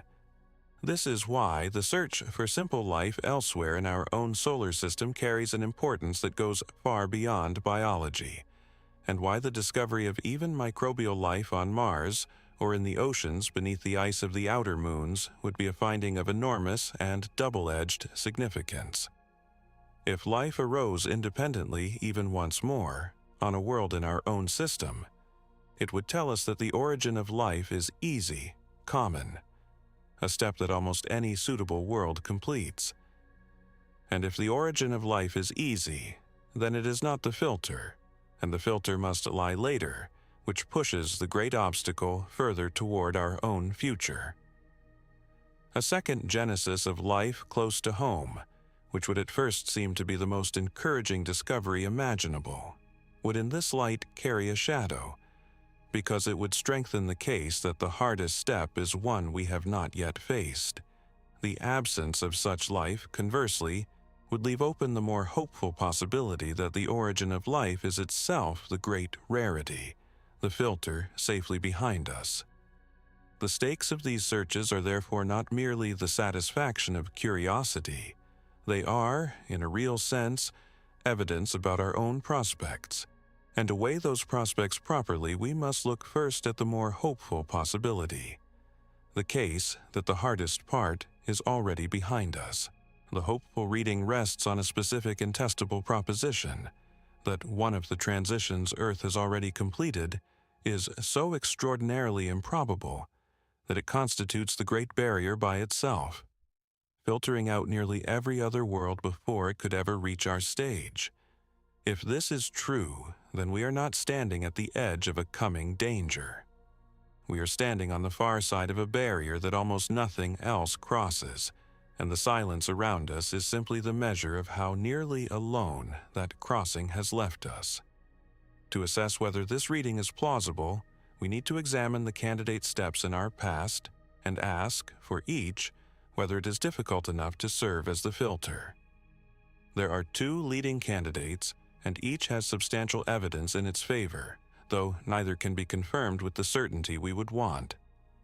The first candidate is the origin of life itself, the transition from complex but lifeless chemistry to the first self-replicating evolving system.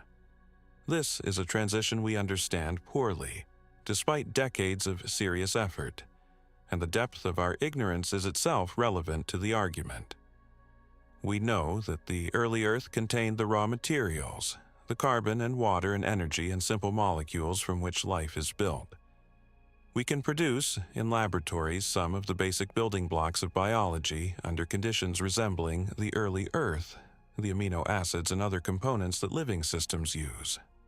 But there is an enormous gap between producing building blocks and producing a living system, and no one has yet crossed that gap experimentally, or fully explained how nature crossed it. The step from a soup of organic molecules to a self-replicating entity that can pass its structure to descendants and undergo evolution is a step of staggering complexity, requiring the coordinated emergence of information storage, replication, and metabolism, or at least some simpler precursor that could bootstrap toward these functions. We do not know how improbable this step is, and that uncertainty leaves room for it to be the filter. If the origin of life requires a coincidence so rare that it happens only once in a vast number of habitable worlds, then most worlds remain sterile forever. Life is exceedingly rare, and our existence is the fortunate result of a chemical accident that almost never occurs. Under this scenario, the galaxy is silent because it is nearly lifeless, and we are among the very few worlds where the improbable spark caught. Yet, there is a piece of evidence that complicates this candidate, and it points in the opposite direction. Life on Earth appeared early, remarkably early, within perhaps a few 100 million years of the time the planet's surface cooled enough to permit it. The oldest evidence for life dates to a period when the Earth was still young and still being bombarded, suggesting that as soon as conditions allowed, life arose.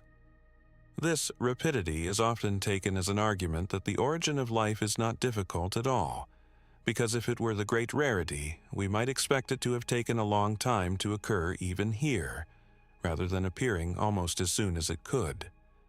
A step that happens quickly, the argument goes, is probably a step that happens easily.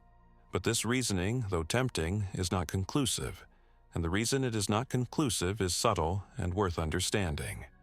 Because we ourselves exist, we can only find ourselves on a world where life did arise, and if intelligence takes a certain minimum time to develop, then we can only exist on a world where life arose early enough to leave time for that development. In other words, our observation that life arose quickly here may be biased by the fact that we could not be here to observe it otherwise. Worlds where life arose late would not have had time to produce observers before their stars aged. So the only observers who exist are on worlds where life happened to arise early, regardless of whether early arising is typical or exceptional. This selection effect means that the early appearance of life on Earth is weaker evidence for the ease of life's origin than it first appears, and the origin of life remains a viable candidate for the filter. The second candidate is a step that occurred much later, and that has a stronger circumstantial case: the transition from simple cells to complex ones. All life on Earth falls into two fundamental categories of cellular organization. The simpler kind, comprising bacteria and similar organisms, consists of small cells without an internal nucleus, or the elaborate internal machinery that characterizes more complex life. The more complex kind, from which all plants, animals, fungi, and other large organisms are built, consists of much larger cells with a nucleus, with specialized internal compartments, and crucially with tiny internal power plants that provide the energy such large and active cells require. The origin of this complex kind of cell is one of the most singular events in the history of life on Earth, and the evidence suggests it happened only once. It appears to have arisen from an extraordinary and unlikely partnership, in which one simple cell came to live inside another, the engulfed cell eventually becoming the internal power plant that all complex cells now carry. This merging of two separate organisms into a single integrated entity is thought to be the foundation of all complex life, and it appears, from the evidence, to have occurred a single time in more than 3.5 billion years of life on Earth. The case for this transition as the filter is strengthened by the timing, which we noted earlier, and which deserves fuller attention here. After life arose on Earth, it remained simple for approximately 2 billion years. 2 billion years is not a minor interval.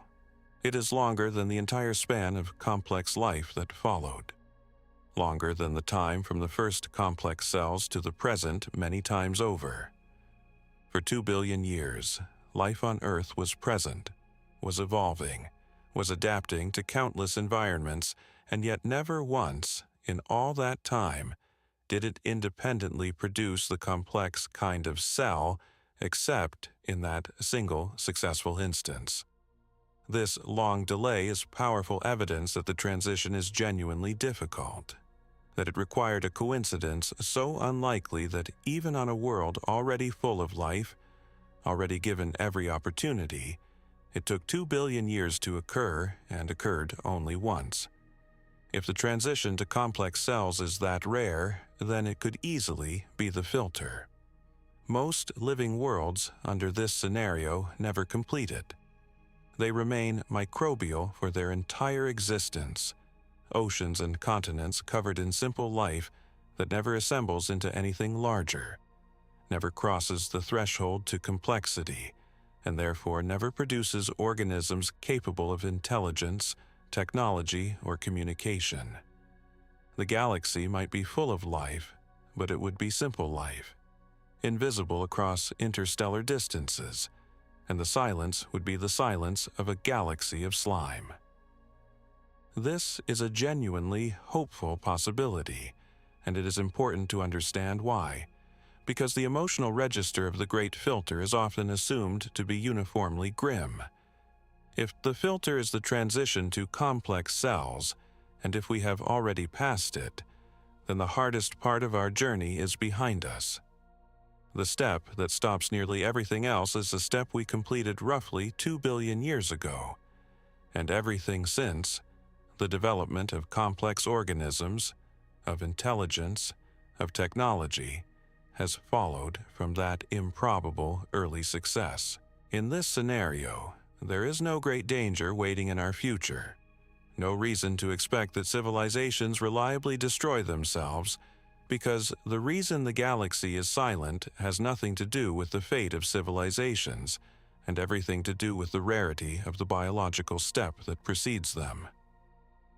We would be rare not because we are doomed, but because the road to our existence passed through a needle that few worlds thread. The future, in this reading, would be genuinely open, unconstrained by any pattern of self-destruction, because the silence would already be fully explained by events 2 billion years in our past.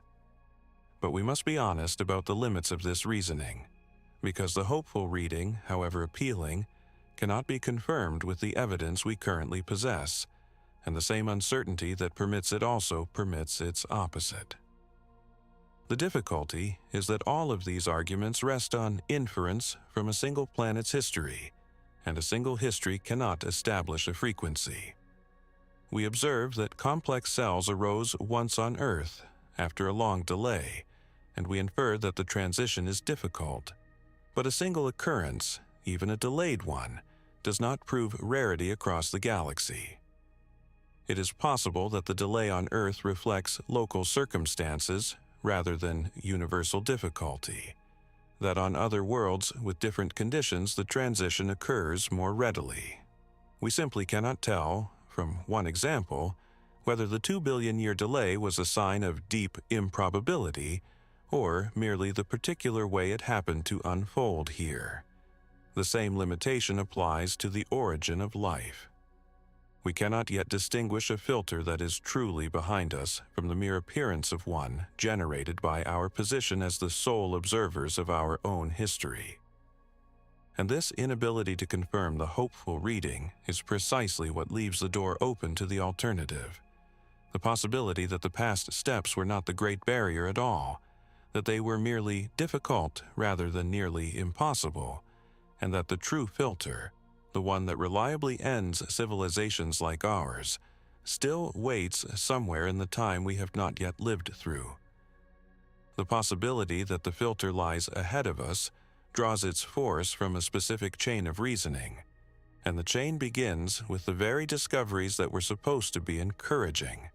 Recall that the flood of exoplanets established that habitable worlds are abundant, and that each such discovery pushes the probable location of the filter later in the sequence, away from the availability of worlds and toward the biological and technological steps. Now, extend that logic. Suppose that future exploration reveals what many scientists increasingly suspect, that life itself is common, that the origin of life is not the great rarity but a reliable outcome wherever conditions permit. Suppose we find microbial life beneath the ice of an outer moon, or fossil traces of ancient life on Mars, confirming that life has arisen more than once in our own solar system alone. Each such finding would rule out an early location for the filter. And if the early steps are all common, if life arises easily and even complexity is not the Great Barrier, then the filter cannot be behind us because there would be nothing behind us difficult enough to serve as it. By elimination, the filter would have to lie ahead, at the one set of steps we have not completed, the survival and expansion of a technological civilization. This is why the ongoing search for life carries such weight, and why its success would be a double-edged result. The more ordinary our origins prove to be, the more the difficulty must concentrate in our future. To understand what a filter in our future would actually consist of, we should look at the specific step that remains uncompleted and be precise about what it requires. We have developed technology, but we have not yet demonstrated that a technological civilization can survive the possession of that technology over long periods. We are, at this moment, roughly a century into the era in which we have possessed the power to alter our planet on a global scale, and barely longer into the era in which we could, in principle, destroy ourselves. This is an extraordinarily short interval, far too short to establish whether such a civilization can endure. The filter-ahead hypothesis proposes that this interval, the dangerous period between acquiring powerful technology and either learning to manage it or perishing from it, is where civilizations reliably fail. The reasoning is not that any particular catastrophe is inevitable, but that the acquisition of world-altering power creates a persistent hazard, and that over enough time, a civilization exposed to that hazard is likely to succumb to one version of it or another. The galaxy would then be silent, not because civilizations are rare, but because they are transient, arising with some regularity and then extinguishing themselves before they can spread or endure long enough to be detected.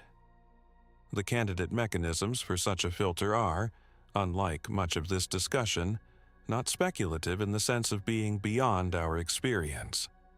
They are drawn from hazards we can already identify in our own situation, which is part of what gives the filter-ahead hypothesis its seriousness. The most obvious is the capacity for self-destruction through the very technologies that mark a civilization as advanced. A species that can send signals across interstellar space is, almost by necessity, a species that has mastered energy and materials to a degree that also permits weapons of enormous destructive power. The same understanding of physics that allows the manipulation of a star's energy allows the construction of devices that could end a civilization. This coupling between the power that makes a civilization detectable and the power that makes it capable of destroying itself is not accidental. It arises because both stem from the same mastery of nature, which means that every civilization reaching the threshold of detectability necessarily also reaches the threshold of self-destruction at roughly the same time. If managing that power proves reliably difficult, if the temptation or the accident or the miscalculation eventually occurs on most worlds that reach this stage, then the filter would operate on essentially every civilization, producing the observed silence. Beyond deliberate or accidental self-destruction, there are subtler mechanisms that could serve as a filter, and these are worth considering because they do not require any single dramatic event. A civilization that grows powerful enough to reshape its planet may, through that very reshaping, undermine the conditions it depends upon. The alteration of a planet's climate, the exhaustion of the resources that fueled a civilization's rise, the disruption of the biological systems that sustain it, all of these represent ways in which a civilization might not be destroyed by a weapon, but might instead erode the foundation beneath itself gradually, until it can no longer sustain the complexity that made it detectable. Such a decline need not be a sudden collapse. It could be a slow contraction, a civilization retreating from the peak of its capabilities, falling back below the threshold of detectability without ever fully vanishing, simply becoming quiet as it loses the capacity for the grand projects that would have marked its presence. A galaxy filled with such civilizations, each having risen and then subsided, would appear silent even if many of them still existed in reduced form, because a civilization that has fallen back to a pre-technological state sends no signals and builds no detectable structures. There is a further and more unsettling version of the filter-ahead hypothesis, one that does not depend on any failure at all but on a kind of transformation. It is possible that advanced civilizations do not destroy themselves, but instead change in ways that render them undetectable, not through decline but through a redirection of their development. A civilization might turn inward, satisfied with virtual worlds of its own construction, no longer driven to expand across the physical galaxy.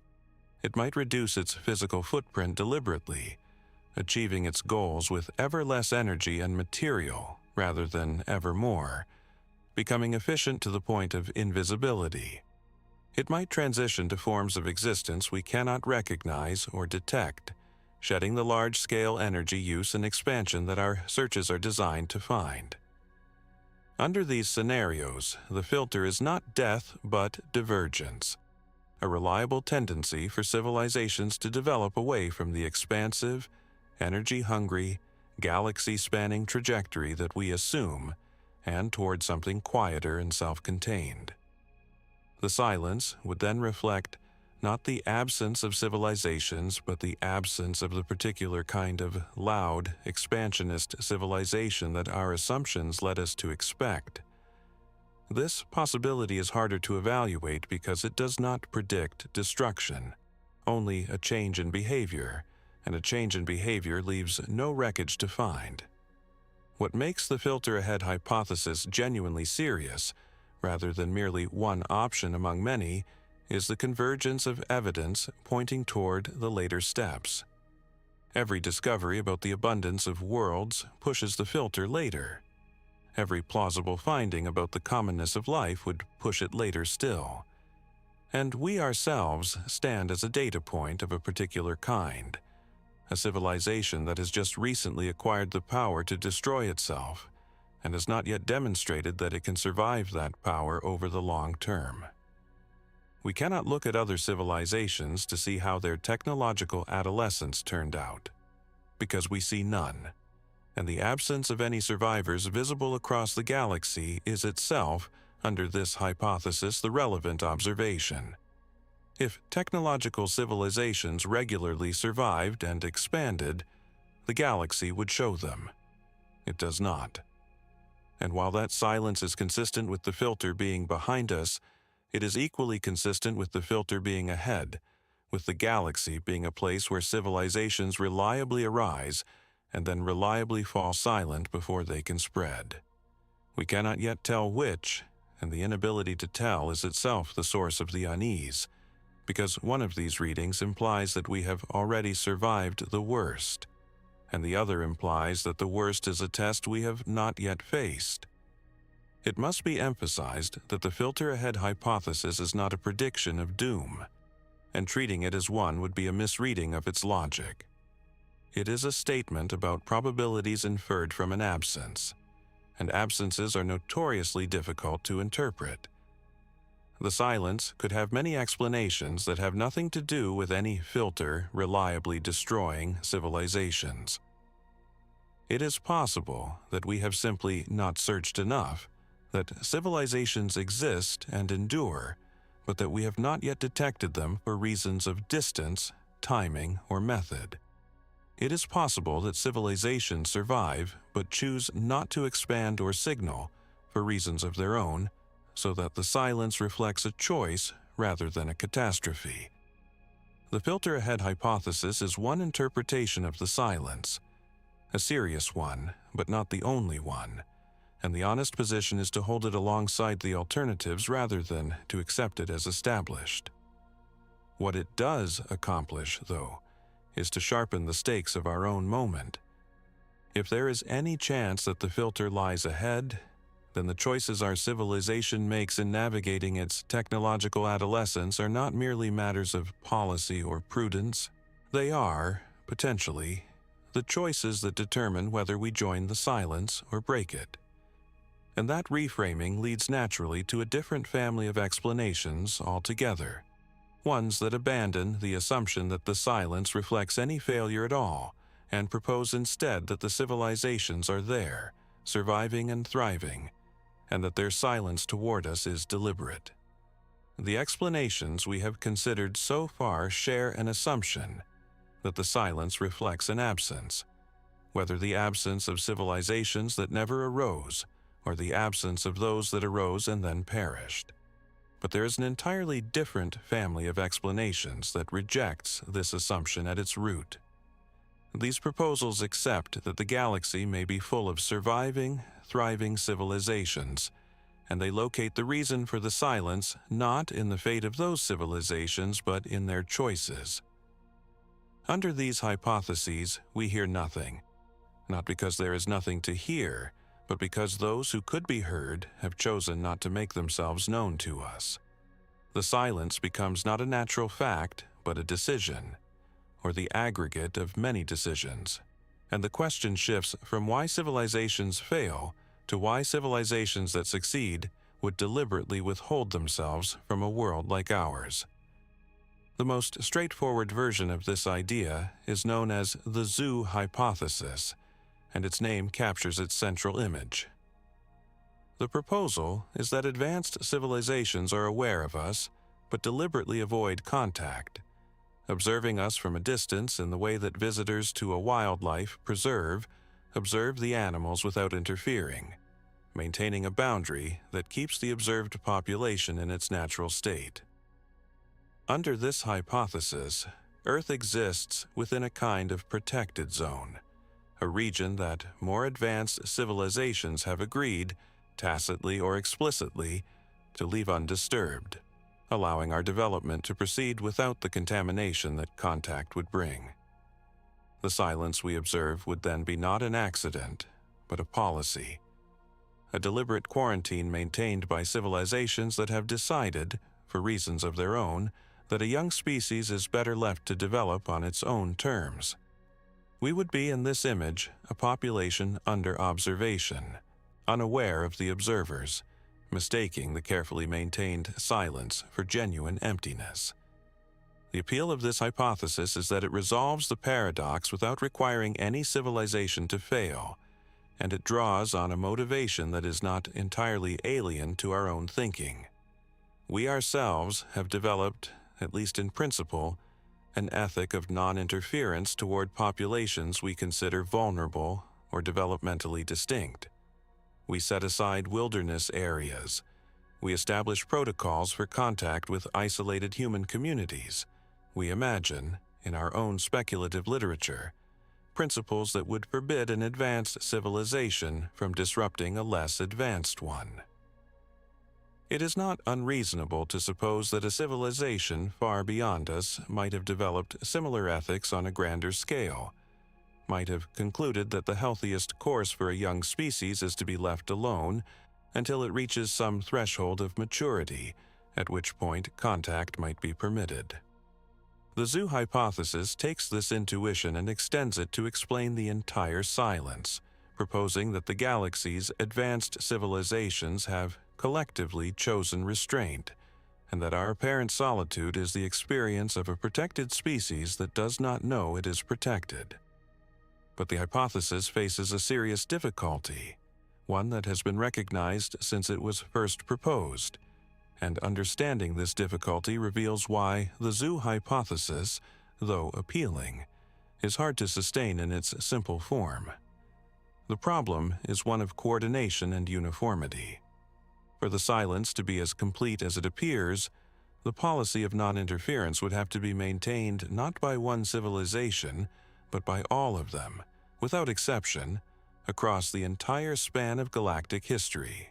A single civilization, or even a single faction within a civilization, that chose to break the silence, that decided to make contact or simply to broadcast without concern for the quarantine, would be enough to shatter the illusion, and maintaining perfect agreement across countless independent civilizations, separated by vast distances, arising at different times, with presumably different values and different histories, for billions of years without a single defector ever breaking ranks, is an extraordinary requirement.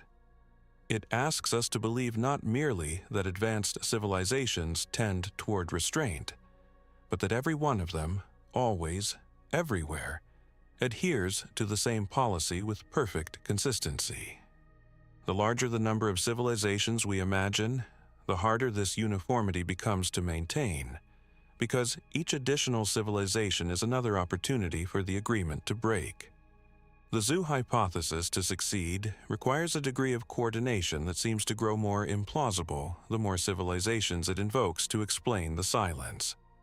There are attempts to rescue the hypothesis from this difficulty, and they are worth examining because they reveal how the idea can be reshaped to address its weakness. One version proposes that the silence is not the result of active coordination, but of a shared conclusion reached independently, that any civilization advanced enough will, upon reflection, arrive at the same policy of non-interference, not because they have agreed with one another, but because the logic of the situation leads all sufficiently advanced minds to the same answer. Under this version, no coordination is needed, because the restraint is not a treaty but a convergent conclusion, reached separately by each civilization as it matures. This is a more robust form of the hypothesis, because it does not require communication or agreement among the civilizations, only that they all reason their way to the same behavior. But it still requires that every civilization, without exception, reach this conclusion and adhere to it, and it still fails if even one civilization, at any point in the vast history of the galaxy, decided otherwise. The uniformity problem is softened but not eliminated. A related idea proposes that the first civilization to arise in the galaxy, or the most powerful, established a pattern that all subsequent civilizations follow, whether through enforcement or through the setting of a norm that later civilizations inherit and respect.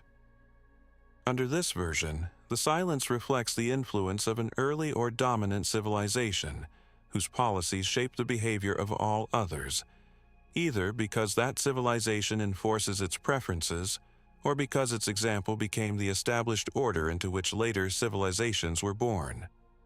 This shifts the requirement from spontaneous universal agreement to the enduring influence of a single early actor, which is in some ways more plausible, since it requires only one civilization to have set the pattern rather than all of them to have independently chosen it.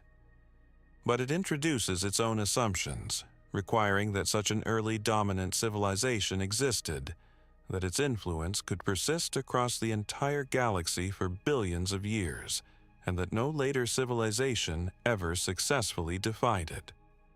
These are strong assumptions, and while they cannot be ruled out, they move the hypothesis further into the territory of the unfalsifiable, explaining the silence by positing an actor whose existence we cannot independently confirm. The deeper challenge for all versions of the zoo hypothesis, and indeed for the entire family of explanations that attribute the silence to deliberate choice, is that they are extraordinarily difficult to test.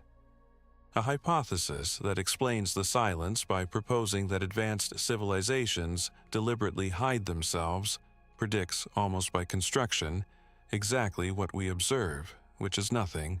If the civilizations are hiding successfully, then the absence of evidence is precisely what the hypothesis expects, and no amount of searching that continues to find nothing can distinguish between a galaxy that is genuinely empty and a galaxy full of civilizations that are deliberately concealing themselves.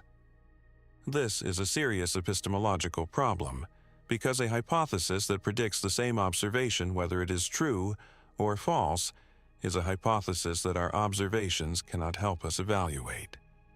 The zoo hypothesis can accommodate any continued silence, and it can accommodate eventual contact as well, by proposing that we finally cross the threshold at which contact was permitted. Its flexibility, which makes it appealing as an explanation, also makes it nearly impossible to confirm or refute, and a hypothesis that cannot be tested occupies an uncomfortable position in science, however logically coherent it may be. Yet we should not dismiss the underlying insight too quickly, because the family of choice-based explanations points to something genuinely important, which is that our entire framework for interpreting the silence rests on assumptions about how civilizations behave, and those assumptions may be wrong. We have assumed that civilizations expand, that they broadcast, that they build detectable structures, that they behave in ways that would make them visible to a searcher like us. All of the reasoning that generates the paradox, the argument from expansion, the expectation of detectable presence, depends on these behavioral assumptions. But we have exactly one example of a civilization, our own, and even that one is very young, and we are projecting from it onto all possible civilizations across all of galactic history. If those assumptions are mistaken, if advanced civilizations do not behave as we expect, then the silence may reflect not their absence, but simply the gap between their actual behavior and our assumptions about it. The zoo hypothesis is one specific version of this insight, proposing a particular reason for the gap, but the broader point survives even if the specific hypothesis fails. We may be listening for the wrong thing, looking for the wrong signs, expecting behaviors that advanced civilizations simply do not exhibit.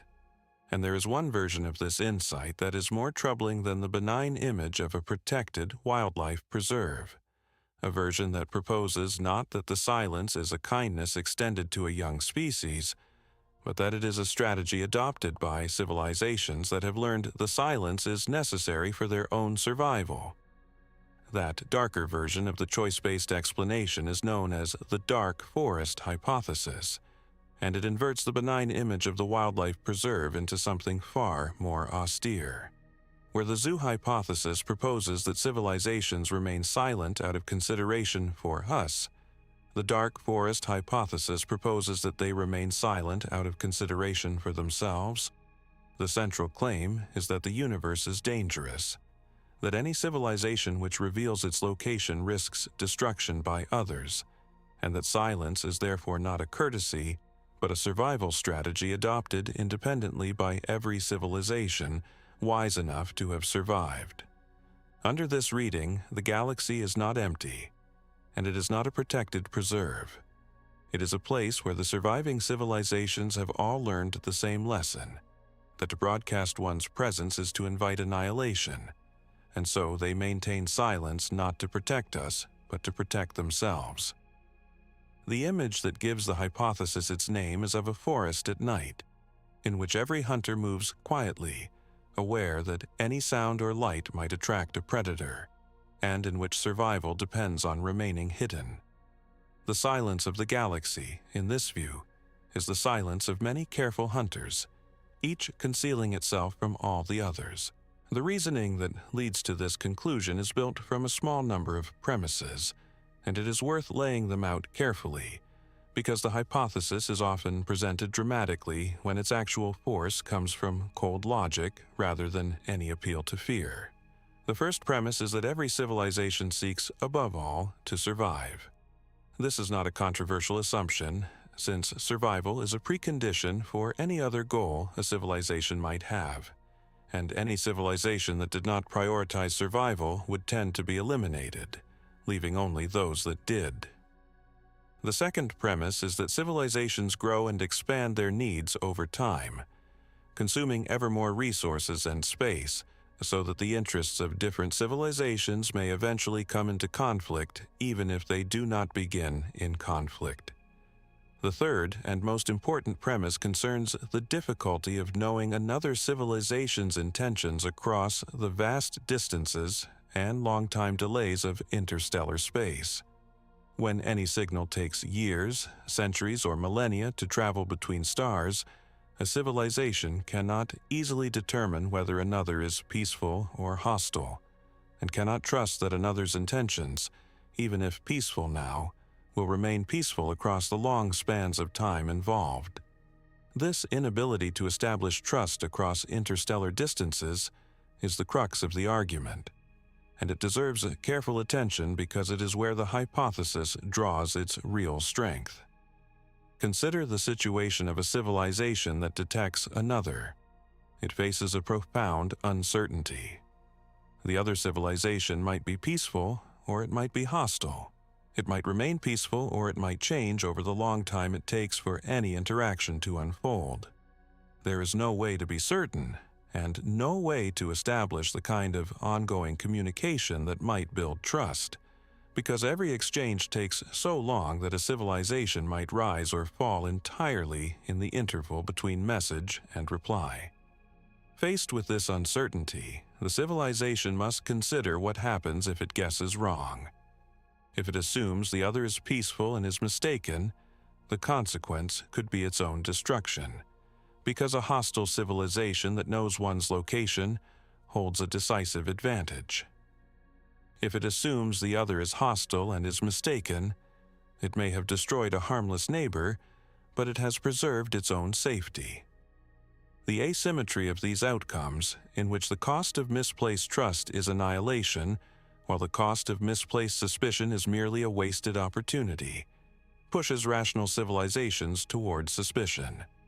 And once suspicion becomes the rational default, the safest action upon detecting another civilization is to eliminate it before it can become a threat, or, at the very least, to remain hidden so that one is never detected in the first place. The logic drives toward two behaviors: silence and, in the extreme, preemptive elimination of any civilization that reveals itself. The consequence of this reasoning, followed to its conclusion, is a galaxy in which the rational strategy for any civilization is to remain silent and to treat any detected civilization as a potential threat. Civilizations that broadcast their presence, that fail to understand the logic of the dark forest, are detected and eliminated, or at least placed at grave risk. Civilizations that survive are those that learned to remain silent, that understood the danger of revealing themselves. Over time, the galaxy would be populated only by silent civilizations, each hidden, each aware that visibility is danger, each maintaining the quiet that survival requires. And a young civilization like ours, broadcasting its presence outward in radio waves, announcing its location to anyone listening, would be behaving in precisely the way that the dark forest logic identifies as fatal. Under this hypothesis, our openness is not a sign of confidence but of naivety, the behavior of a civilization that has not yet learned the lesson that the survivors learned long ago, and that may not survive long enough to learn it. The dark forest hypothesis is logically coherent, and its internal consistency is part of what makes it compelling, but it rests on assumptions that can be questioned, and a fair examination must question them.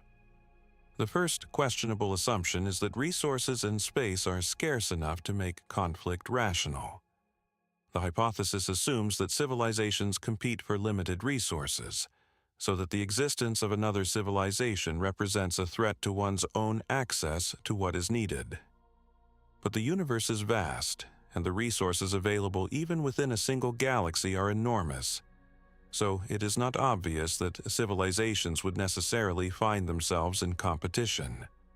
A civilization advanced enough to threaten another across interstellar distances might have needs so easily met by the abundance around it that the elimination of a distant neighbor would offer no meaningful benefit. If resources are not genuinely scarce, then the motive for preemptive hostility weakens, and the logic that drives the dark forest loses some of its force. The hypothesis assumes a scarcity that may not exist. A second questionable assumption concerns the impossibility of establishing trust. The hypothesis holds that the vast distances and time delays of interstellar space make trust impossible, so that civilizations can never be confident of one another's intentions. But this may underestimate the possibilities available to very advanced civilizations. It is conceivable that civilizations far beyond us could develop means of establishing intentions, of demonstrating peaceful purpose, of building the kind of trust that the hypothesis assumes to be impossible. The assumption that trust can never be established across interstellar distances is an assumption about the limits of what advanced civilizations can achieve, and we are in a poor position to be confident about those limits, given how little we understand about what such civilizations might be capable of. The dark forest logic holds only if trust is truly impossible, and we cannot be certain that it is. A third consideration is that the hypothesis may prove too much, in the sense that its logic, if universally valid, is difficult to reconcile with the emergence of any civilization at all. If the dark forest is real, and if any visible civilization is eliminated, then the aggressive civilizations that do the eliminating must themselves have arisen, developed, and become powerful. And during their own development, they too would have been vulnerable, would have passed through a period of visibility before they learned to hide, or before they became powerful enough to act. The logic of the dark forest suggests that civilization should be eliminated during this vulnerable early period, which raises the question of how any civilization survives long enough to become a threat to others. The hypothesis, taken to its extreme, may imply a galaxy so hostile that no civilization could ever survive its adolescence, which would make the aggressive hunters themselves impossible. This does not refute the hypothesis, but it reveals a tension within it, a question about how the dangerous civilizations it posits could ever have come to exist. The dark forest hypothesis, then, is a serious and coherent proposal, but it is not established. And like the zoo hypothesis, it suffers from being difficult to test, because it predicts exactly the silence we observe, and would continue to predict it no matter how long we searched. What makes it worth taking seriously despite this is not that it is proven, but that it identifies a genuine strategic logic, a real possibility that the behavior of surviving civilizations might be shaped by the dangers of visibility in ways that would produce exactly the silence we find. It suggests that our own behavior, our broadcasting of signals outward, might be unwise, and this suggestion has provoked genuine debate about whether we should deliberately announce our presence to the galaxy or maintain caution. But whether the silence reflects danger, or choice, or absence, or failure, all of these explanations share a dependence on how thoroughly we have actually searched, because every one of them is an attempt to explain an absence of evidence, and the meaning of that absence depends entirely on how hard we have looked and how much of the sky and the spectrum we have actually examined. Before we can judge which explanation the silence favors, we need to understand what our searching has actually covered and how small a fraction of the possible it represents. The honest starting point for assessing our search is a recognition that will temper every conclusion drawn from the silence, which is that we have examined only a minute fraction of what could be examined, and that the emptiness we report is the emptiness of a very small window opened onto a very large space. To understand the meaning of the silence, we must understand the shape and size of that window, because a signal could be present and we might still miss it for any number of reasons, unrelated to whether civilizations exist. The searching we have done is real and serious, but it is dwarfed by the searching that remains undone, and this disproportion is essential context for everything the paradox implies. Begin with the dimension of frequency, because a search for signals must choose which frequencies to listen to, and the range of possible frequencies is enormous. When a civilization broadcasts, it does so at some particular frequency, some specific channel within the vast electromagnetic spectrum. A searcher who does not know in advance which frequency to monitor must scan across many, and the number of possible channels is so large that covering all of them for even a single star would be an immense undertaking.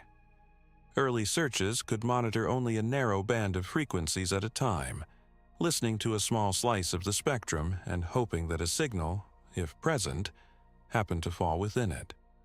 Modern searches can monitor vastly more channels simultaneously, scanning billions of frequency channels at once, and this represents an enormous improvement.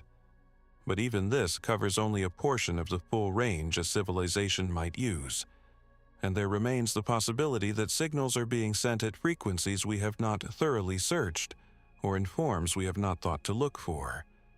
The spectrum is wide, and our listening, however improved, still samples only parts of it. Consider next the dimension of time, which introduces a constraint that is easy to overlook but profoundly important. A search of a particular star at a particular frequency captures only the signals arriving at the moment of observation. If a civilization broadcasts intermittently, or if its signal sweeps across the sky like a lighthouse beam that illuminates us only briefly and periodically, then a search that happens to look at the wrong moment will find nothing, even if the civilization exists and is broadcasting. To be confident of detecting an intermittent signal, one would need to monitor continuously over long periods, and our searches have generally been able to examine any given star for only limited intervals. There is also the deeper matter of the timing of civilizations themselves. A signal from a distant star left its source years or centuries or millennia ago, depending on the distance, and it tells us only about the state of that source at the time of emission. A civilization that existed when the signal was sent might no longer exist now, and a civilization that exists now might not have existed when the light we currently receive departed. The window of time during which any two civilizations overlap, and during which one is broadcasting while the other is listening, may be narrow compared to the ages involved, so that even a galaxy that has hosted many civilizations across its history might rarely have two of them listening to each other at the same moment. Then there is the dimension of space, the sheer number of stars, and the fact that our searches have examined only a small number of them with any thoroughness. There are hundreds of billions of stars in the galaxy, and the searches conducted so far have targeted, at most, a number in the thousands to perhaps the tens of thousands for focused observation, with broader surveys covering more, but with less sensitivity. Even the most ambitious current programs, which represent an enormous expansion over what came before, aim to examine a number of stars that remains small compared to the total. To grasp the disproportion, imagine trying to determine whether a vast ocean contains fish by examining a few cups of water drawn from it. Finding no fish in those cups would tell you very little about the ocean as a whole, because the sampled volume is so small relative to the total that the absence of fish in the sample is entirely consistent with an ocean full of them. Our search of the galaxy is, in terms of the fraction of stars examined, considerably smaller than a few cups drawn from an ocean.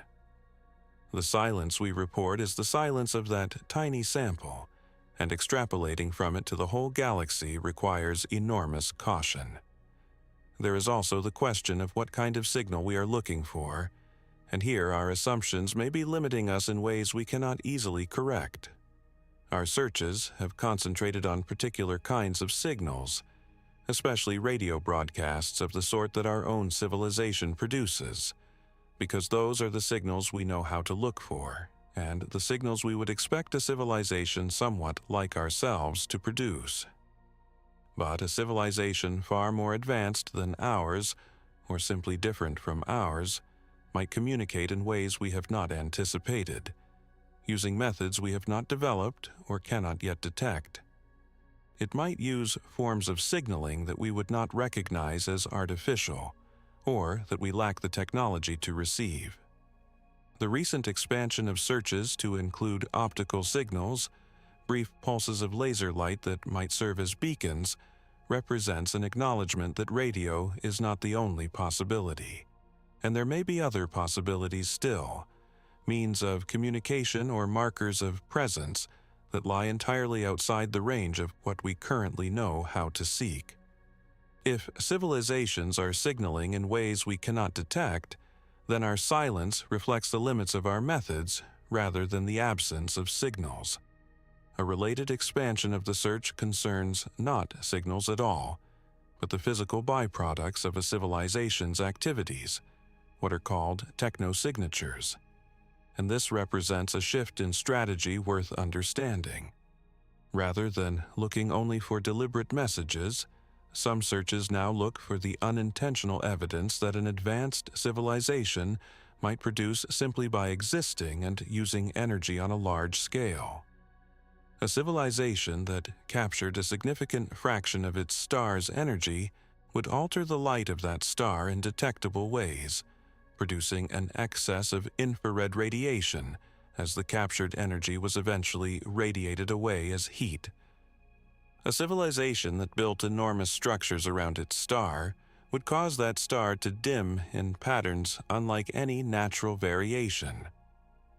A civilization that engaged in large-scale industry might introduce artificial chemicals into a planet's atmosphere, chemicals that no natural process would produce, and that might be detectable when we examine the atmospheres of distant worlds.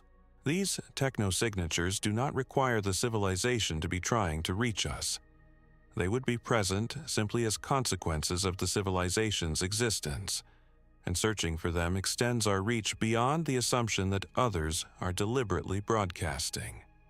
Yet these searches too have found nothing so far, and they too cover only a small fraction of the possible, examining a limited number of stars and looking for a limited range of possible signatures.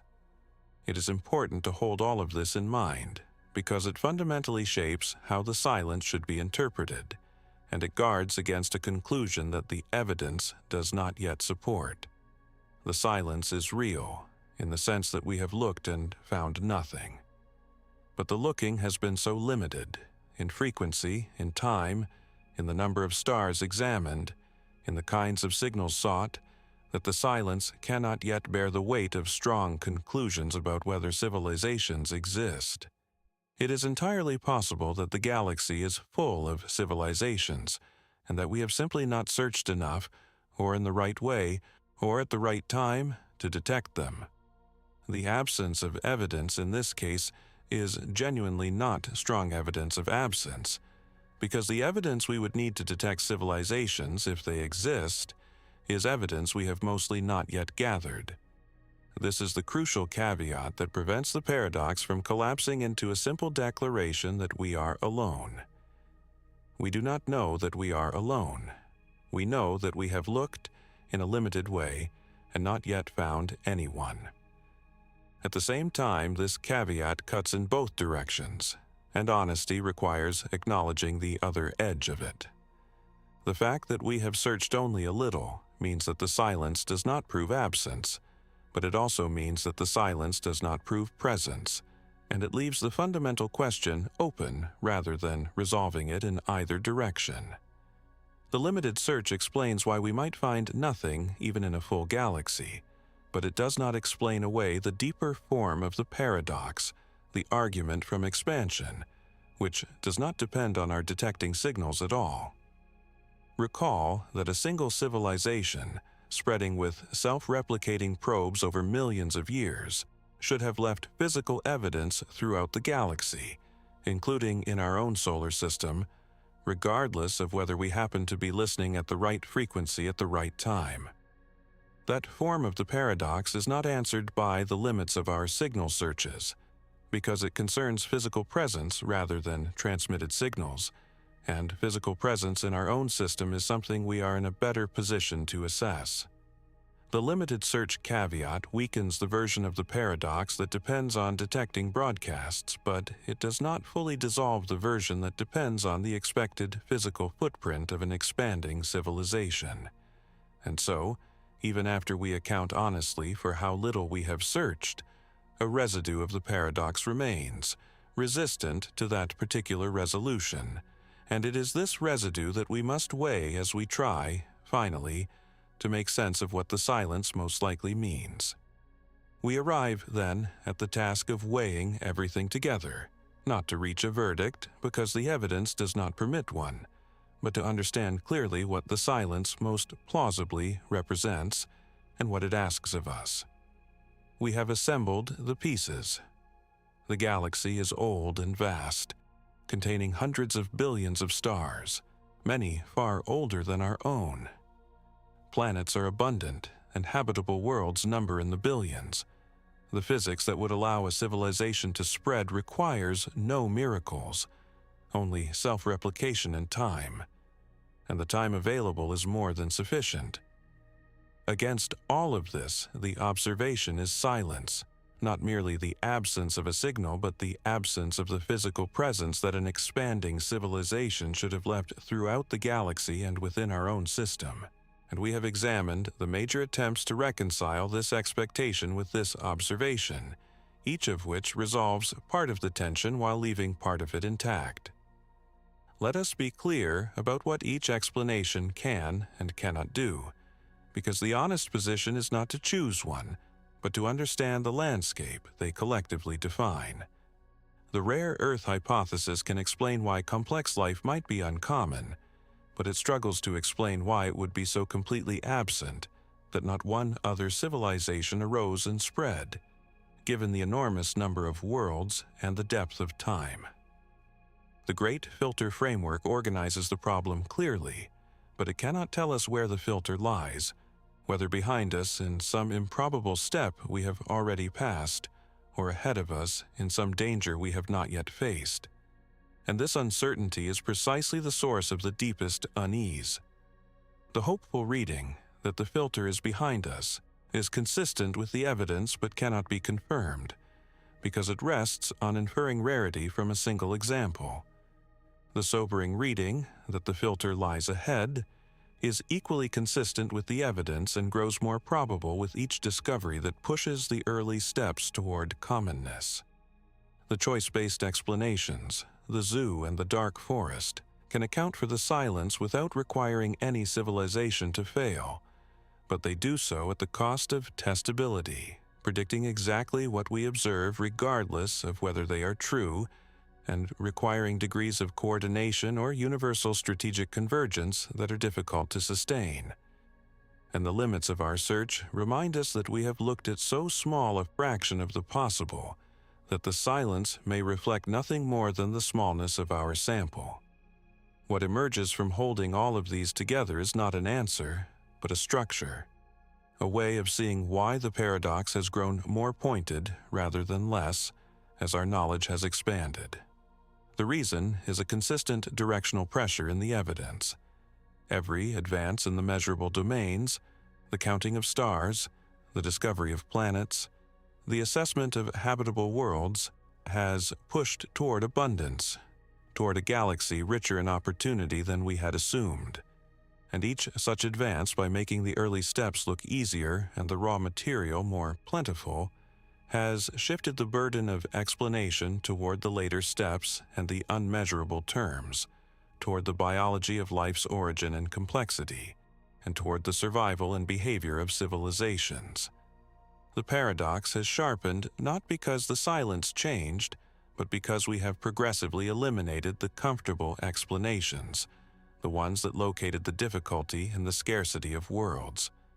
As those explanations fall away, what remains are the explanations that locate the difficulty either in steps we cannot yet measure or in a future we have not yet lived through. And these are precisely the explanations that bear most directly on our own prospects.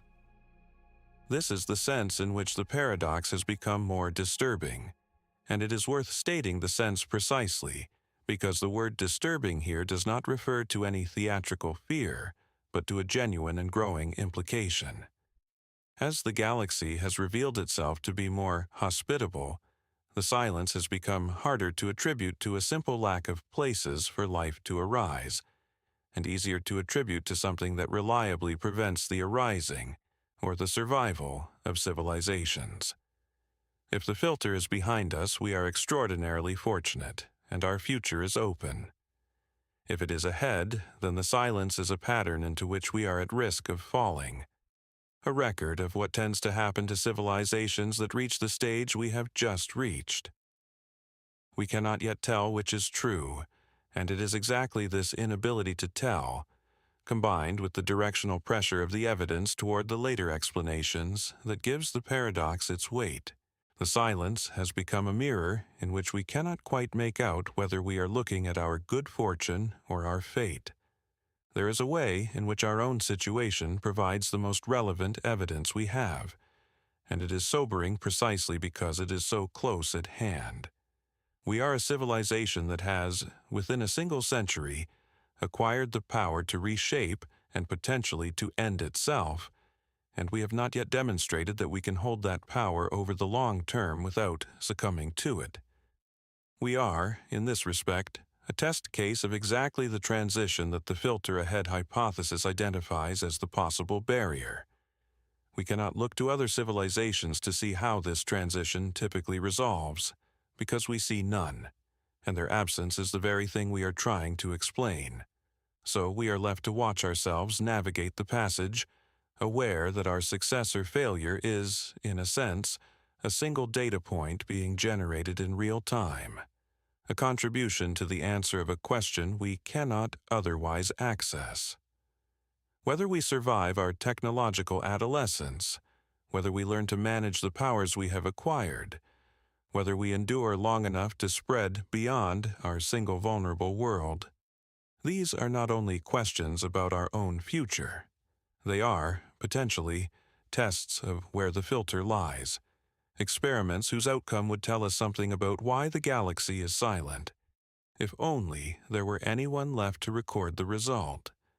It is worth resisting, at the end, the temptation to collapse this uncertainty into either despair or false comfort, because the evidence supports neither, and the appropriate response to a genuine open question is to hold it open.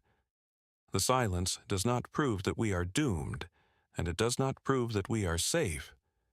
It does not even prove that we are alone, given how little we have searched. What it establishes is that our expectation of company, built from the best measurements we can make, is not being met by observation, and that the failure of that expectation points toward explanations that concern the parts of the problem we understand least, the origin and rarity of life, and the survival and behavior of civilizations. These are the frontiers, and the paradox is, in the end, a precise statement of our ignorance about them, a way of showing exactly where our knowledge runs out and why the place it runs out matters so much. Perhaps the most important thing the paradox offers is not an answer, but a reorientation, a change in how we see our own moment. If technological civilizations are common but short-lived, then we are living through the dangerous passage right now, and the choices we make about how to handle our own capabilities may determine whether we join the silence or eventually break it. If technological civilizations are rare because the road to them is nearly impassable, then we are among the very few that made the journey, and that rarity is itself a kind of responsibility, a reason to value and protect what appears to be extraordinarily uncommon in the universe. In either case, the silence turns our attention back toward ourselves, toward the fragility and the improbability of what we are, and toward the fact that whatever explanation is correct, we are, as far as we can currently tell, the only ones asking the question. The galaxy has not answered us. It may be that the answer depends in some small part on what we do next, and on whether a species that has learned to ask where everyone is can also learn to ensure that it does not become one more silence in a galaxy that already holds too many.